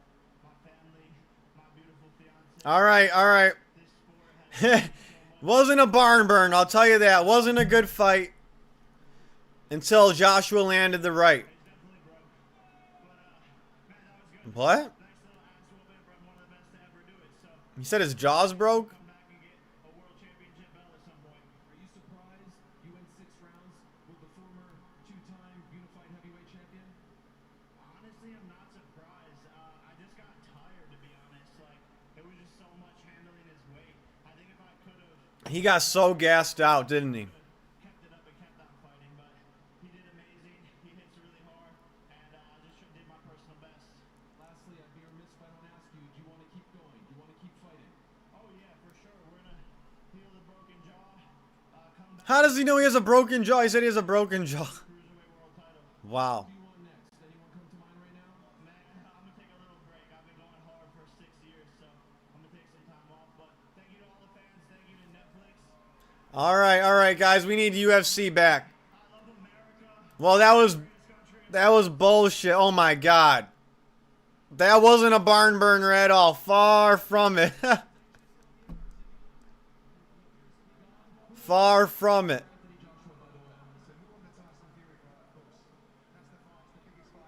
Oh my god. Jake's taking time off, no surprise. Yeah, a 40% power punch from Anthony Joshua. He said broke his jaw. That's how hard Anthony Joshua hits. If he even punches 40%, your jaw's broken.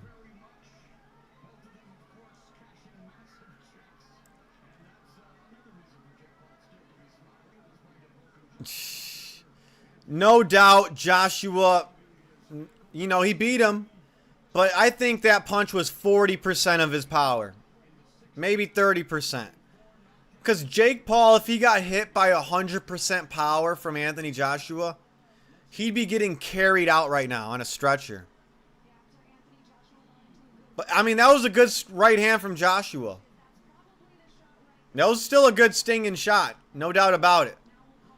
A 40% punch from Anthony Joshua is like a knockout blow. So, that's still a tough shot. I want Gaethje to lay out Pimblett so bad. Me too. Me too. Justin Gaethje, you got to knock out Paddy Pimblett. He's got to. Let's watch the knockout one more time. Left hook. Backed him up. Jake's gassed. Knockout straight right down the pipe. But yeah. Justin Gaethje, please knock out Paddy Pimblett. Do it, bro. Do it. Oh, I missed a message. I got it on the phone. Jake Paul, the fucking GOAT. He is the GOAT of taking a knee while gassed out. Yes. He is the GOAT of taking a knee while he's gassed out. Alright, move on to some UFC talk, right? Are you wrapping up the stream? Well, the next UFC talk is going to be my video. I'm going to do my MMA awards where I give my best title fight, best prelim fight, best fight of the year, fighter of the year, best knockout of the year. I'm going to start thinking about those. Best submission of the year. I'm going to be dropping a video soon about that. So keep an eye out for that. Jake Paul probably wins a UFC title. Oh, yeah. Yeah. Probably 2 of them. Oh, yeah, Jake Paul is going to be a double champ in UFC. Yes. Definitely. No, my final thoughts about this boxing match is I wish that was Francis Ngannou in there. I wish it was Francis Ngannou in there. That would have been a more fair fight. That would have been more exciting. And I would rather have seen Anthony Joshua knock out. I would rather have seen Francis Ngannou knock out Jake Paul than Anthony Joshua. I think Jake would be better in WWE with his brother. Absolutely. He's a WWE guy, for sure. But man, he was gassed. Some guy bet 6.5 million on Jake. He must have been nervous. Oh, 6.5 on Joshua. That was probably Drake. That was probably Drake, huh? Oh my God. But wow, I haven't seen a fighter that fatigued in a long time, like in competition.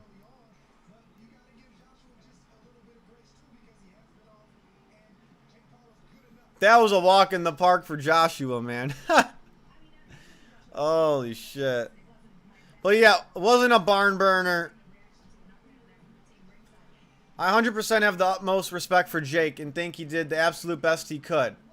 He really tried and he landed his Hail Mary 3 times. It just did nothing. Well, yeah, no doubt. Getting in the ring with Anthony Joshua was terrifying.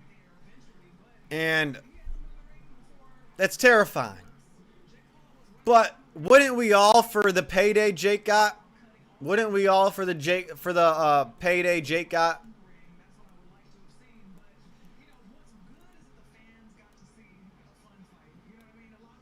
But yeah, I mean, I always respect the fighter, but yeah, it just wasn't a good fight. Mismatch, and it looked like Joshua was holding back. But at least the right guy won, right? At least the better guy won. Drake posted his 200K, actually. He bet 200K. Oh, is that right? He usually does. Then who the fuck has 6.5 million to bet on Joshua?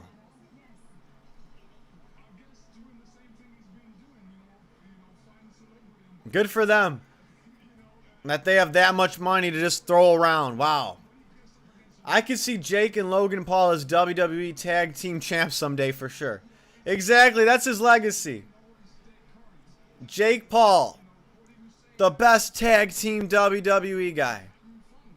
Maybe Jake Paul should just stick to boxing Triple H.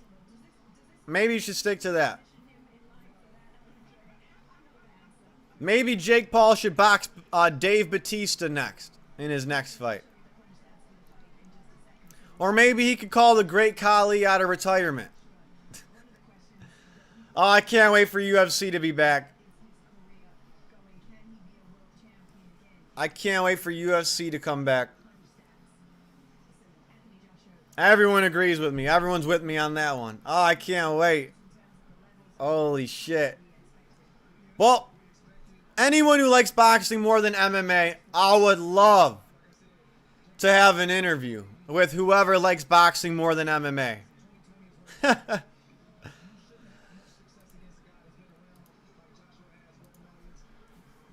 It's just, no matter what, it's impossible to have a good boxing main event. You know? It's impossible. I'm gonna head off. Anyway, I'm gonna head off. Have a good night, brother. Have a great one, bro. Have a great one, man. Thanks for joining the chat. Thanks for joining the stream.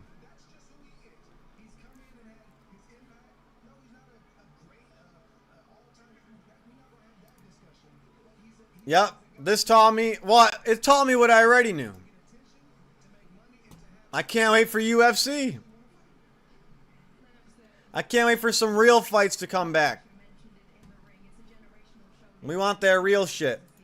Now we need Justin Gaethje to knock out Pimblett. Pimblett's next. Come on, Justin Gaethje. Yep.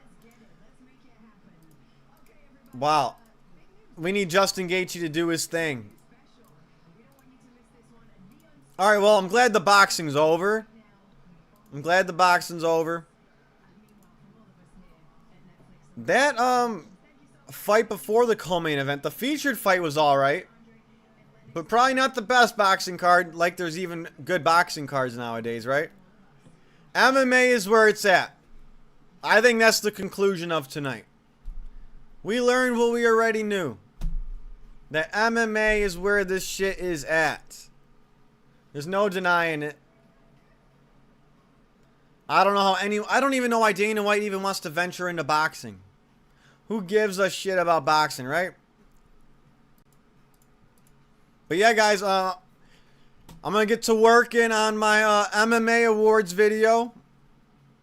I'm going to be listing off the best of everything from 2025.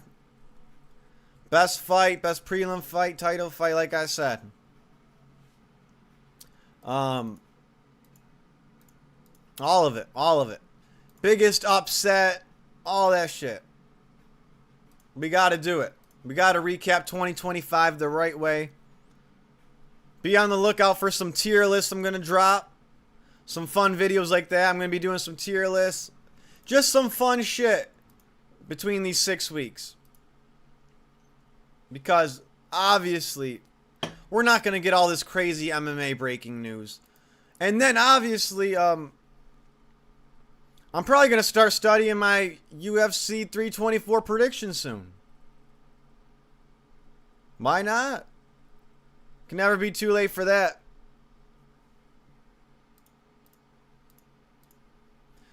But yeah, guys, thanks for joining the chat. I'm going to head off. I can't wait for MMA. And once again, like, subscribe, and be on the lookout for my MMA awards video and a few tier list videos. I'm glad this is over by midnight. I'm glad we weren't up till 1 or 2 a.m. for this shit. And same with UFC now. Fight cards are going to start at 9 p.m. Alright, guys. It's been real. I don't usually do boxing cards, but shit. 6 weeks off UFC, why the fuck not? I'm probably going to be streaming pretty soon, too. Maybe I'll stream tomorrow. I heard El Kukui's boxing tomorrow. Tony Ferguson, T-Ferg. Maybe I'll stream that one. Why not? It's El Kukui. I mean, my favorite fighter of all time, to be honest. Tony Ferguson is my favorite fighter of all time. So, I could give a fuck about Andrew Tate. If I do stream it, it's just going to be for El Kukui. Alright? Alright, guys, have a good one.